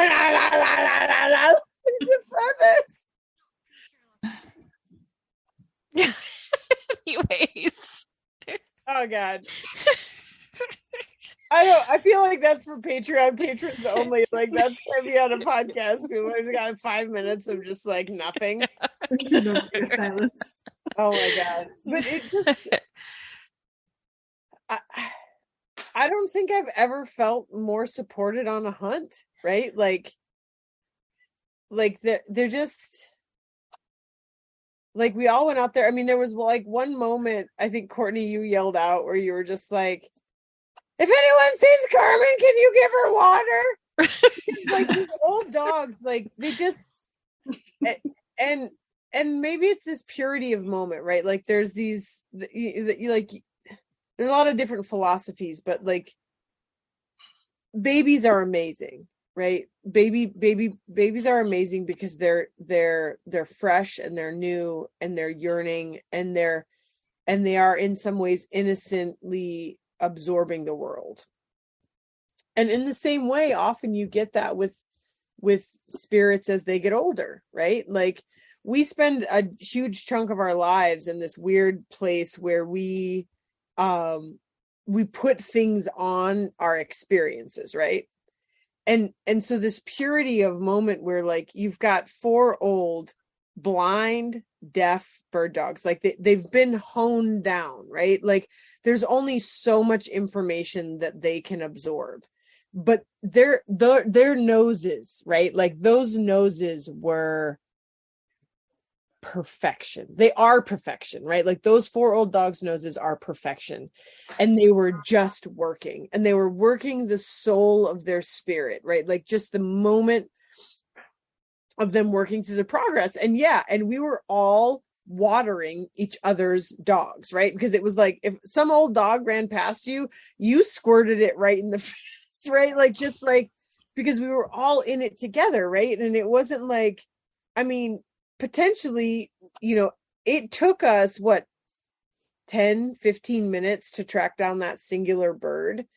And then we got back and we got into some more birds, but it's very possible that if you'd have left me to my own devices to find that bird, that A, I wouldn't have been able to find it, and B, you guys would have been able to go and actually get more shooting, right? Like if you'd have been like, oh, you dropped that bird, go figure it out. You probably could have gotten into the rest of that covey of Sharptails. I mean, we got back into them, and I did end up shooting a bird. I think Courtney and I both tagged a bird, right? That bird dog pointed and he got the retrieve, and it was amazing. But we got into more birds, but like we were all in it together, right? Like we were all there where it was like, we are here together. We're here to support each other. We're here to like cheer. I've never been on a hunt where there was more cheering, right? Like watching the video back with Courtney after the hunt, I felt like the only thing that I said all night was fuck yeah, right? Like just cheering all night for the other people that were on that hunt. And then like the fact that we all went and looked for that one bird and we were all watering each other's dogs. And it was just, oh man. I just want to say, I think there's something a little bit poetic behind what you just said, and the reality of the fact that you have bird dogs and the last thing to go is going to be their scent, and they don't need sight to hunt. They don't need their hearing to find birds. They need their nose. And that's something that did not fail them whatsoever on this hunt, being from 9 to 14 years old. I think there's just something so beautiful and meant to be behind that fact, is that their scent isn't gone yet. And that's just, and their desire and their heart. That's something that won't weigh on them until the day they go. That is where it's at. The old dogs. Mm-hmm. It was. And if you've never been able to go on a hunt with a bunch of old bird dogs, I'm sorry for you. And you should definitely give it a go, because you, like, I don't know how many times I turned to you guys and I was like, hey, are these dogs okay? Are all the dogs okay? We can continue on. There's really good stuff over here. This looks great. I think we'll put up some birds, but like if one of these dogs isn't okay, let's go. Like, this has been a great time. we did it. Like, this was great. This is more than I asked for, but nobody stopped. You know what stopped us? You know what stopped those dogs? The sunset. That was it. That was the only thing that stopped those dogs.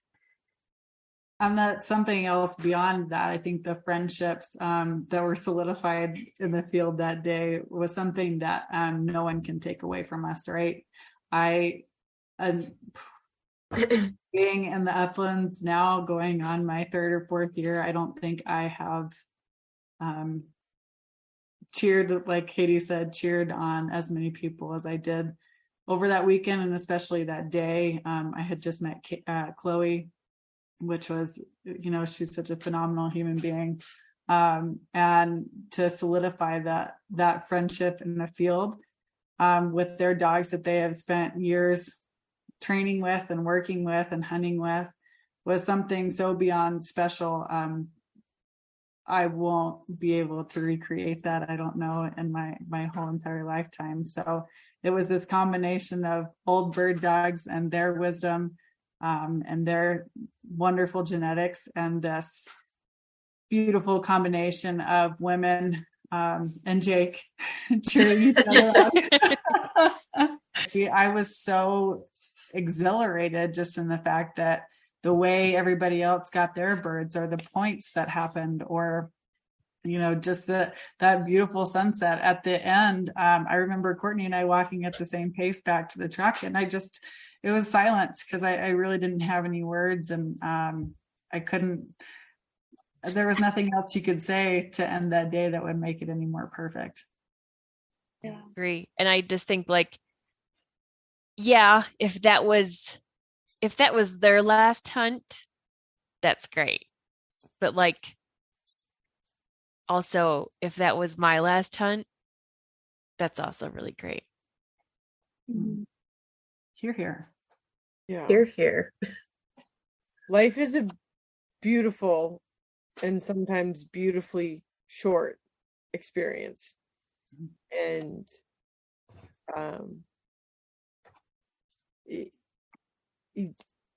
that was, yeah, if that was my last hunt, if that was the last moment, the last breath I ever took, I just would have known that I had squeezed the very sweetest juice from my life. And hunting transcends, right? Like, it transcends just the sheer act of what you're doing, right? Like, it is probably one of our oldest pursuits, right? Like, it really is, as far as humanity goes, like one of our oldest pursuits. And like, I wonder about sometimes, like when you're on a hunt and you're talking, and it's like, is this where communication was born? Like, is the fact that people needed to figure out how to be like, okay, you go to the left and I'll go to the right. Could that have been the root of the original conversation, right? Of these moments. And so it's this space of like, when you're out there, and especially when you hit that groove, right? Where you're just like, you just find people that like, just that you can just walk with, right? And the rest of the world, like, was there anything else that any of us thought about that entire period of time besides the experience? Yes, things that fed into the experience, the happiness, the heartaches, the kudish, the folks that we wish that were there, like, there were definitely several people that we all, for a variety of reasons, wished would have been there and weren't able to be there for things. But beyond that, like, we were in the moment, right? Like, we hit that field, I don't even know what time, and we walked off of it under a blood red full moon. And there wasn't anything else that I thought of besides that experience for that entire period of time. And that is a truly beautiful thing to have, I think. Yeah. Well, and Katie, and you mentioned that, was that the root of communication? You could also go on the other end and say, was that the root of comfortable silence too? And just at the end of the day, being so satisfied and witnessing something so incredible, or having such a fantastic day, to be comfortable in silence with your friends, with your dogs, or not yelling at your dogs, or you could also go to the end of that and say that was probably the beginning of comfortable silences as well. Yeah. Beautiful silence. Yeah, I really think that this hunt was for sure the only hunt I've had where so much emotion was with me the entire time, and like positive emotion. Like I think I cried for I was wiping tears through a good chunk of it, just watching those old dogs work. Like I could have been happy not shooting a single bird, but the fact that we shot some birds, like, just adds to the experience. Like I remember, like, Bird Dog came up to me and wanted water, and like his old gray happy face, he's like, I don't know if you're my person or not, but I'm pretty sure you have water. And not long after that, like, all of a sudden Carmen was there, and like and I saw everybody like taking care of Rem, making sure he was good out there, because by whatever miracle it had cooled down enough that it wasn't super hot for those old dogs, but we were still out there for a long time. We hunted for a long time, and like it was the first time I've met Chloe, and getting to experience walking behind Shep and watching him work so beautifully. Like, I know I looked over at Chloe, she's wiping tears, like everybody, like, and they're happy tears. Like, everybody was so engrossed in the moment, and I've never experienced a hunt like that. Like, and been hunting my whole life. Even I would say the adrenaline rush that I would get from shooting a deer, I'd say the adrenaline rush from this, while different, was more powerful. It was really special. The way everything came together, whether it be the amount of birds or the dog work, or, we talked about people that we wish were there. The weather came together beautifully for us. Not 1 or 2 days before that, Montana was seeing record temperatures, right, with 100 degrees. We got there and that went away for that weekend. So there was so much at play, and I believe spiritually at play for this weekend that we went on, for the hunt that we went on, because you couldn't ask for things to come together in just a spontaneous way. Yeah. So we talked about James. We talked about dogs that, we wish were there. And I wholeheartedly believe that all those people and those dogs had a hand in what happened over the weekend and on that hunt. I completely agree. They were with us. Yeah. It was such an honor to like hunt over these dogs too. Like to hunt over all of your older dogs. Like, what an honor to see them work. And to say, like, I was on that hunt and I got to hunt over Carmen and Remy and Bird Dog, and it was amazing, kind of following the footsteps of the legends, so to speak. That's here to that too, because that's true. The hunt behind that legacy of all those dogs is something else. Yeah.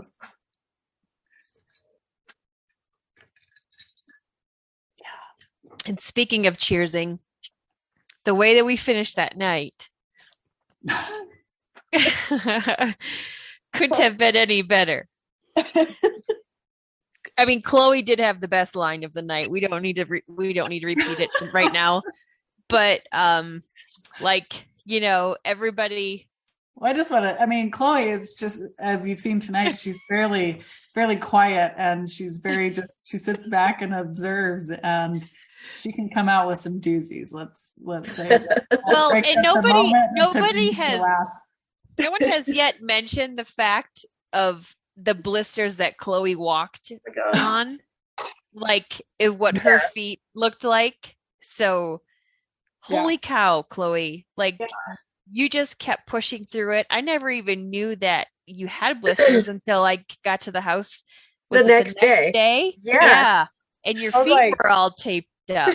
Yeah. Like you never complained. You never said ouch. You never said, hey, everybody, please slow up. You never, just kept pushing through it. It was pretty bad. Well, here's the thing I'll say about you, Chloe. Still waters run deep. Yeah. Still waters run deep. Yeah. I cut my teeth hunting in that same area and never had boots that fit just right. So I always had blisters, and always, if I wanted to be there, had to keep up. And I think it just stuck with me. But I did get new boots, so we're good. Since that hunt, you got new boots? Yeah. What'd you get? My friends at Shanae's sent me some Timberlines. Nice. I've got those. I also got a pair of the Crispies. You did. So you got 2 new pairs of boots. I did, with the intention of sending one pair back that I didn't break, but I liked both of them, so now I have 2. That's good. You know what? I love that, because I have 2 great pairs of boots, different brands. Yeah. And I think that that's a great idea for your feet. Yeah, for sure. One's a much higher boot and a little more for cold or wet conditions, and one's a little quicker, a little faster moving boot. So it's kind of nice to have options now instead of just going no matter what. I love it. Well, and there is boots are super expensive, but I will say there's value in having a couple pairs of boots, because boots last longer if you don't wear them 2 days in a row. Yeah. And so if you really can allow them to fully and completely dry. And so it's a lot of outlay, but if you find a boot that you like, getting another pair of boots that you can, sort of rotate through. Yeah. They'll make those boots last longer in the long run. Yeah. And your feet. More importantly. I was pretty pathetic. I had a guide that week, and that walkway fishing, and I was like, I'm gonna stand here and you go fish over there. Yeah. I'm gonna soak my feet. I have not seen a blister. That blister, that next morning when you were taping your feet together to go out. I mean, you had a blister that was easily 1/2 inch by 1/2 inch by 1/2 inch. It was a 1/2 inch diameter and raised off your heel by a 1/2 inch. And I remember just being like, well, you could make some sort of moleskin donut to take the pressure off that. But yeah. Right. I mean, yeah, I had one on every toe, and my heel, the one on my heel was under the callus. And so that was cool. That was cool. You're so hardcore. We're good now. But we did top it off with everybody had a random bottle of whiskey. Wait, before we talk about the whiskey toast, we need to talk about how we got back to the truck and everybody's trucks were just wide open. Oh my God. Oh my God. What the heck? I've never done that in my life. You were well, no, so halfway, we should go back to when the whole shit went down, where Bird Dog fell in the ditch, where everything like that, we get out of it, and Courtney was like, I don't know where my phone is. And she's like, I don't even care. And like I leaned over to Stephanie later and I was like, I bet you she fucking cares.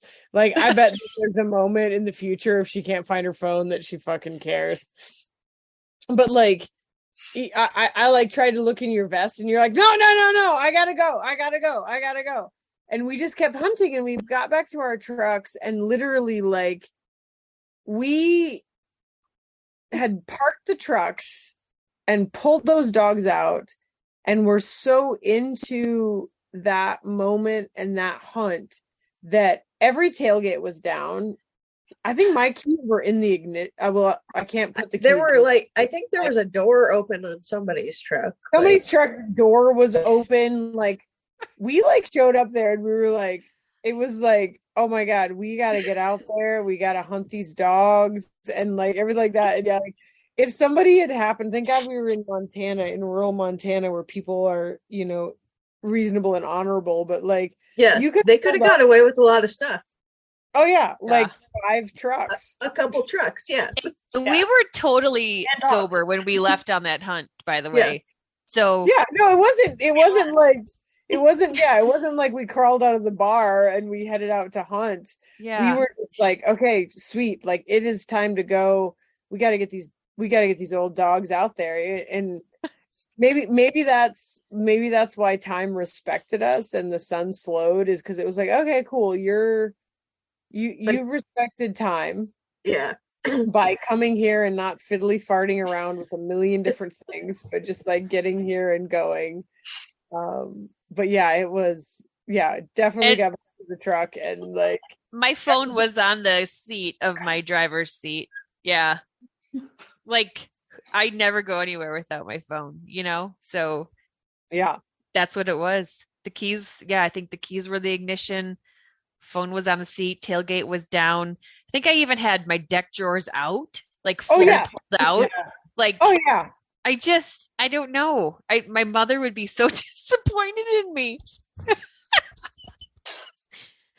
I'm just saying, don't do that when you come to New Mexico, by the way. Don't. We were just focused. We were in the moment. Like I think that's the thing that I would say about this hunt, is that it was in the moment. It was in the moment. Like there was no other place to be but in the moment. I wasn't thinking about all of the other things. Like, you know, it sounds strange. Like I didn't miss Benny until we got done with the hunt. And that's the first moment that I haven't missed Ben since March 31st. Well, he was there. So yeah, he was straight up there. But like every other moment that I've had since I lost Ben, it's like this constant, like every 5 seconds, there's this recorder in my head that says, Benny should be here. Are you going to text him? Are you going to let him know? Like, when are you going to talk? You know, like all this sort of stuff. And he was definitely there. He would have absolutely delighted in that hunt and did, you know, but like it was, the entire hunt was so in the moment. And I think that is a rare and precious jewel. Like we just don't get that anymore. Like that just doesn't exist for very many people in very many places. Yeah. And like, it was so in the moment that like, we didn't stop to take pictures until the sun was almost setting. Like it was almost gone. Like I'm very grateful that Jake was there to take some pictures for us. Yeah. He got some good ones that I'm sure super happy that happened. I know I didn't pull my phone out a single time. And usually like I'll try and get like if I'm nowhere near the dog, I want to try and get a picture of somebody else with a dog on point, shooting a bird. And like, I was just there. Well, to be fair, you were, you know, busy shooting birds. So many birds. It's unfortunate you had like so many right at the beginning of the hunt that you had to carry in Carry your them the whole for time. hours. Yeah. But like, it was really one of those things where like, I didn't think, oh, I should stop and take a picture with this sage grouse. It was like, this is such an amazing experience. Like, let's keep going. Let's Make it last. yeah, like soak it all in. Memories are burned into my brain forever. I'm still happy Jake took some pictures for us, though. Incredibly grateful Nice for of that. him. I'm thankful for Katie going, hey, you guys, we need to take a picture right now because by the time we get to the truck, it's going to be too dark. Well, I will say that that's something that I learned from Benny, because there were so many times that we hunted together that we got back to the truck at fucking dark. And he's like, oh man, I don't have any pictures. And I was like, yeah, because it's black. It's black night. It's black night and we're back in the truck. But yeah, I mean, I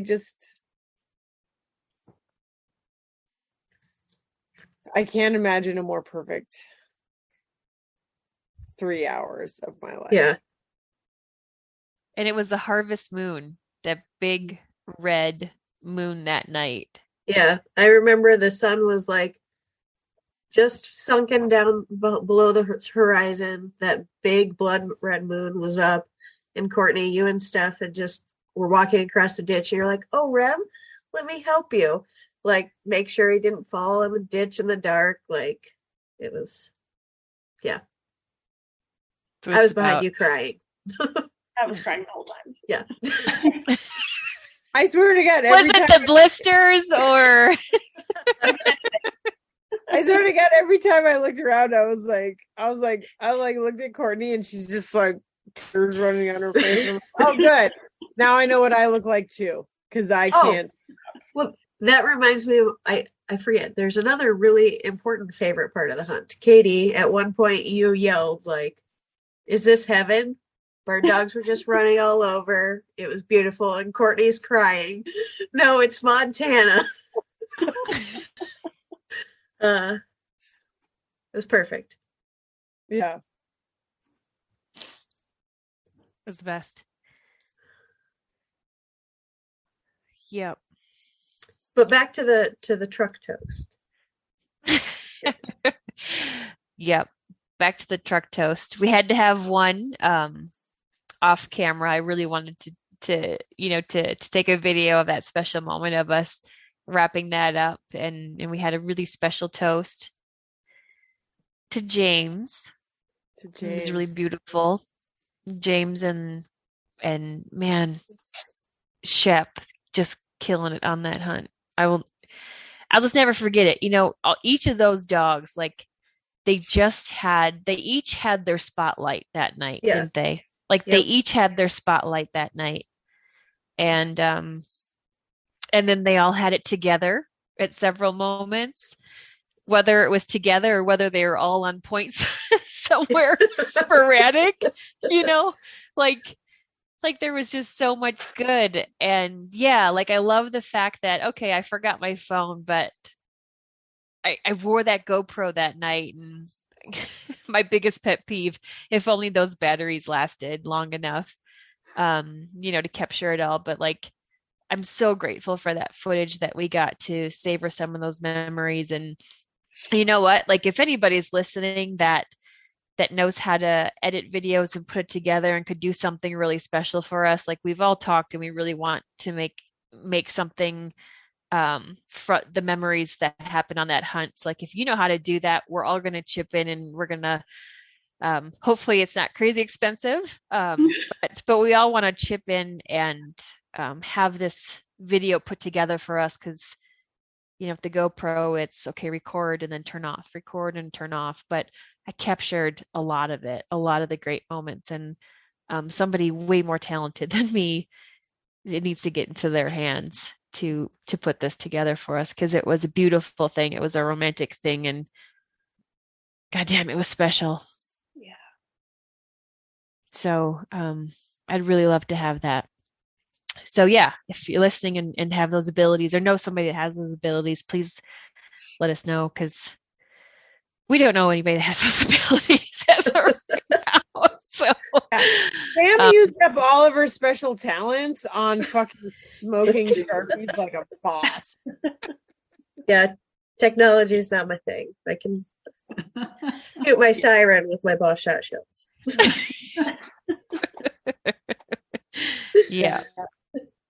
Well, man, I want to say that I hope that Spen can return the favor one day, and I can't imagine sharing Spen in his old age with anybody but you guys, and recreating that one day. So I hope that this is a tradition that can last for a long time to come. Yeah, and I hope it inspires more people to take a special hunt with their old bird dog. Yeah. Especially if you've got a group of friends that also have old bird dogs. Like, let them do their thing. Yeah. Let them roll. Yeah. Yeah, I do. I wonder about that. Like, bird dog's my first bird dog. And I over the years have definitely heard people talk about like, oh yeah, I've retired so and so, and I retired so and so, and I'm like, I'm gonna hunt that dog until he dies. Right. I'm gonna hunt that dog until he dies. Like, I'm never gonna retire him. Yeah, I'm gonna pick and choose his hunts, but and limit the time and make sure that they're appropriate. Good, and the topography is good, but like, don't ever retire your old dog, dude. No. But Katie, we had that conversation on the prairie actually that night. Yeah. It was at one point in one of my check-ins where I was like, God, is everybody okay? Are these dogs okay? Do we even need to like just go get some water refills? How are they doing? And then you looked at me and you go, you know what? Like, if he takes his last breath here, I'm okay with that. Like, I'd rather it be here than on the linoleum in a vet clinic. So, and that's so true. I mean, if you could wish something for your dog, what a wish. Yeah. Let them hunt their hearts out. Yeah. But thankfully, so the ending of the story to Bird Dog falling in the ditch, like he was okay. He hunted for over an hour after that. So no limping, no soreness. There he is laying on his brand new recliner. Well, the only better way to end this conversation would be if we all had whiskey in our hands. I know Katie's got a full cabinet of it. I am like 3 rooms away. But like, we can toast. Yeah. I need to add a little more. Please. Yeah. Oh, I'm sorry. We should. Sam's gonna add a little more. Yeah, we should have a closing comments round table here. Closing comments. Sam, please start us off. Closing comments. I would say this hunt was for sure the most special hunt I've ever been on in my entire life. Hunt the old bird dogs. Love on them. Keep your phones in your pockets. Take it all in. Pictures are nice, but those memories, when you're truly engulfed in the moment, it's something special. Like, I've been crying pretty much this whole podcast again because like I can't think about this hunt and everything that happened without tears coming down my face. So I'm so glad Jake took the pictures. Yes. Yeah. And I guess to add on to that, he said it was super special for him to just be kind of an outsider, if you will, watching the 5 of us and the dogs. He said you guys were so in the moment and having such a great time. He didn't care that I think his gun was broke open most of the time. Like, he didn't care that he didn't shoot a bird. Like, it was so enjoyable for even him to just watch us enjoying the dogs. And he's like, I've never been on a hunt like that everybody is so excited for each other and just there. So it's perfect. Yeah. I can say like I'm not normally a cheer girl. Like I'm not Yeah. I'm not a hunt cheer girl. Yeah, I'm really not a woo girl. I'm not a woo. I'm not either. And but like, I don't know. There was nothing else you could do during that hunt than just be 100% in it and throwing your fist in the air. Yeah. Yelling, fuck yeah. That's, yeah. At the top Over of and your over lungs. again. Absolutely. Yeah. That's what I got. Thanks, Sam.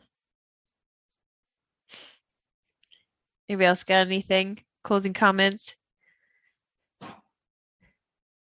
Sam, I wish you a million happy years with Jake.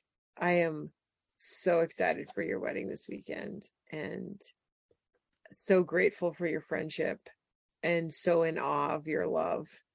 And thank you for coming out and being with us and sharing those moments with us and sharing Jake with us. And I just hope that you have the most amazing, beautiful send off to your married life, and congratulations. I love you so much. Thank you. I love you too. Appreciate that. Yay. I second that. Cheers to a lifetime of Jake and Sam chasing tail together. Lifetime chasing tail together, Sam and Jake. Man, I love you both, like you and Jake and you guys together. Like, just so you think like either of you couldn't be better than person than you already are and more beautiful. Together you guys are, damn, what a team. It's amazing. I love it. And I love that I was able to be with both of you and witness that. Nope, it was everybody that I got a chance to hunt with. It was a super special thing. I'm glad that last day we got to hunt with you and William. It was so good. Even with porcupine, it was great. Great to watch. There were lots of porcupines that weekend. Yeah. You know what I love too, though, like just in addition to that, and I'm not a big thing of like limits and bird sizes, except for when like your Bronco goes on this really amazing point, and then you see this wire hair fly from right field and take out a massive sage grouse the size of a 75-pound turkey. Yeah. But besides that one, there were two other really big sage grouse, and you and Jake were able to bag those. And I love that the two biggest sage grouse I've ever seen, besides the 75-pound one that I'm sorry.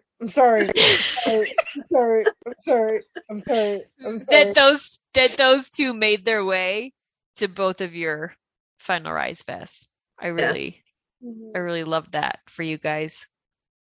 Nope, and you're going to get them mounted, right? Yeah. We dropped them off right away. So great. Those beautiful birds. What an amazing and iconic bird. Like really just like, yeah. That's a bird. I don't know. I know a lot of people don't like sage grouse, but I ate my sage grouse and I thought that it was delicious.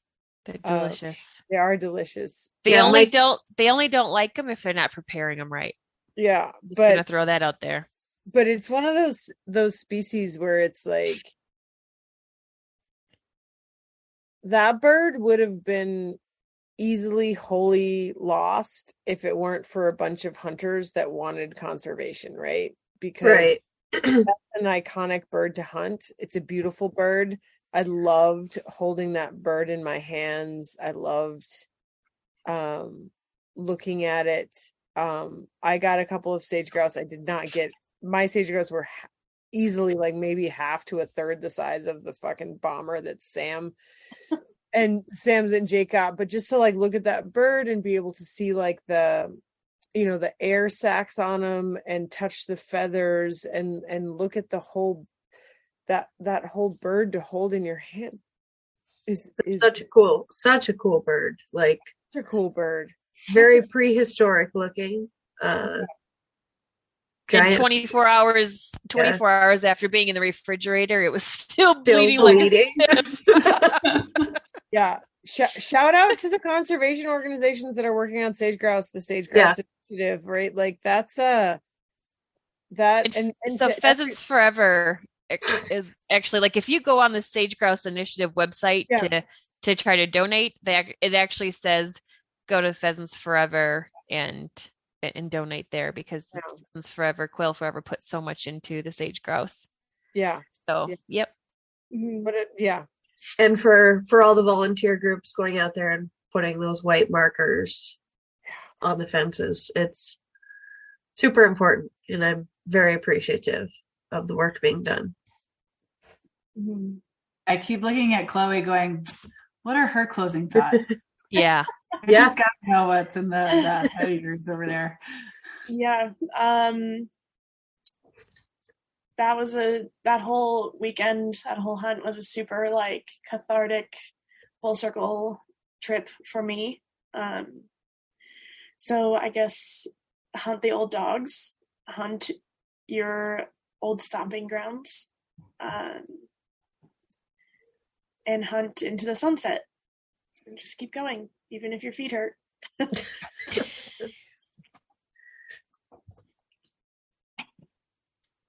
I love you, Chloe. I know. It's so awesome. I just can't wait to see you this weekend. Grouse camp.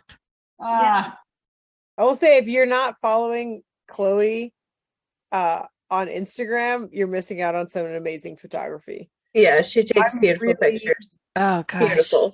I'm so glad that you kept your camera in your pocket and you just were there with us in every single second. But like, if you're looking for some really phenomenal, like, you have a beautiful eye, Chloe. Like, you really are incredibly, incredibly talented. And please include her Instagram handle in the show notes, because podcast listeners, you should be following Chloe Nostrant, because it's you are beautiful. You're just beautiful. And the way that you capture women, Chloe, like, you know, some of the women in the business, the women that own businesses, like, damn, like if I would allow myself to be in front of a camera, I can guarantee you it would be yours. You know, but like, I love that for you. You're so talented, and I love this new season of your life that you're starting. You have a new studio, and I'm so excited. Yeah. But something I talked to you guys before we started recording is I'm doing a podcast episode with each of you individually. Katie's been on here 75 times, so she but I'm gonna be doing one with Sam, one with Chloe, and one with Stephanie, because each of you women means so much to me. You're so special, and you each have like this amazing story, really, really, really amazing personal stories that that everybody needs to hear, because you're going to inspire them, because you inspire me. And I can't wait. I can't wait to share that with everybody. So, at the end of this, I want everybody to make sure you share your Instagram handles, though, just so we can get that. But I want to hear closing comments first from Steph and Katie. I guess I'll go first and say that find those friends that, you know, you can enjoy those incredible, beautiful silences with out in the field, and you can be in awe of their work and their beautiful dogs, and embrace those moments, because you don't know when you'll have them again. And we may not hunt together every single weekend of the season. It may just be for the first time, or 3 times a year, or 3 times a season. But find those people to have those moments with, and take them home and embrace them.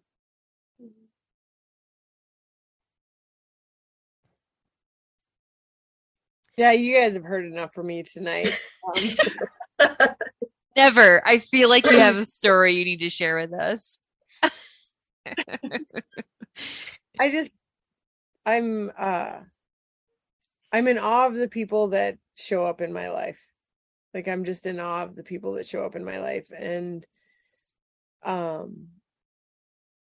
friendship is a gift. It really is a gift. And to have people in your life that accept you for who you are and are there for you in those moments, right? Like, I didn't, when we planned this hunt and it was like, oh yeah, Courtney and I are going to take these 2 old dogs out on the prairie. And then, I was heartbroken when Bisto died. I'd met him and he was a phenomenal dog. And I really, really wanted to take him out on the prairie. And I sort of just thought that that would be on me, right? Like, who wants to hunt behind a arthritic, old, blind, deaf dog? And so I figured I would be on my own for that. Those moments would exist on my own. And the fact that there was a group of people who were like, oh no, hell yeah, we know what this means to you. And we love you. And so we know that what this means to you. And so we want to participate in it the same way that I wanted to be there for all of those other old dogs, right? Like, I knew a little bit about, James and Chloe and Shep, and fuck yeah, I wanted to hunt over that dog. And I know about Remy and Jake and Sam, and fuck yeah, I want to hunt over that dog. And the same with like Carmen and Courtney, right? Like, and so to find a group of people that aren't like, it stops being about the bag limit or like what you get or what you don't. It's about being in that moment and like walking out across the prairie with like 5 people that I love and adore, that love and adore me. And I love and adore their dogs, and they love and adore my dogs. And it wasn't about like, I think that, it's amazing that we got a bunch of birds. That was awesome. But I think we would have had the same good time if we had gotten 0 birds, right? Mm-hmm. And if we walked out there and, that to me is beautiful. It's beautiful. It's a life well lived. It's a life well lived. On top of that, find you some friends that'll tell you when the bumps are coming in the road. So when you're putting on your mascara, mascara all over your face at 7 a.m. before you're about to go on a bird hunt. The good people. Yeah. I love it. Well, thank you all for Courtney, coming on. Thank you for inviting us out on that incredible hunt. Yeah. I'm just grateful, like, that we have this platform to kind of be able to share things like this, and ultimately it comes down to like, this is why, because these are the stories. These are the stories that matter. It's who cares about all the other stuff? Like, this is what it's about, because it's the dogs and it's the people and it's the birds and the land and the landowners. Like, that's all great too. But like, it really comes down to, I love doing this because of the dogs and because of people like you. And I'm so grateful that we can share that. I'm just grateful that we shared that together, but I'm super grateful that we can share this with everybody who chooses to push play. Yeah. Play, man. Always play. Yeah. So and I hope people made it the 2.5 hours and home. Don't forget to support the conservation organizations of the birds you chase after and the lands in which you hunt. If you could, everybody, please go around and tell us how we can find you on social media. You can find me on Instagram at Sam Snide 5. Are you still going to be that in a couple days? I don't know what my new one would be. So for a while, Okay. yeah. Otherwise, I could think of a few that would entail some bird slaying. Yeah. Because I'm just like, next year people are going to type that in if they're new to the podcast, and then it says no user found. Yeah. I mean, I hate for that to happen. We might need to think about that one, Sam. Might have to update some show notes later. But Sam the Slayer. I feel like that could just be it. Sam Slays. Instagram handle @SamSlays. I mean, I don't know. That might be taken. Don't search that. Probably. Yeah, don't search that. All right, Chloe. At Chloe Nostrant on Instagram. I'll spell that. It's CHLOE NOSTRANT. Perfect. And I am at Steph Walton Filicpzak, and that's Filicpzak, FILIPCZAK.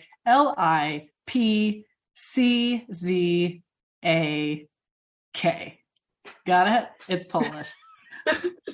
Not awkward. It's not awkward at all. Not awkward at all. Yeah.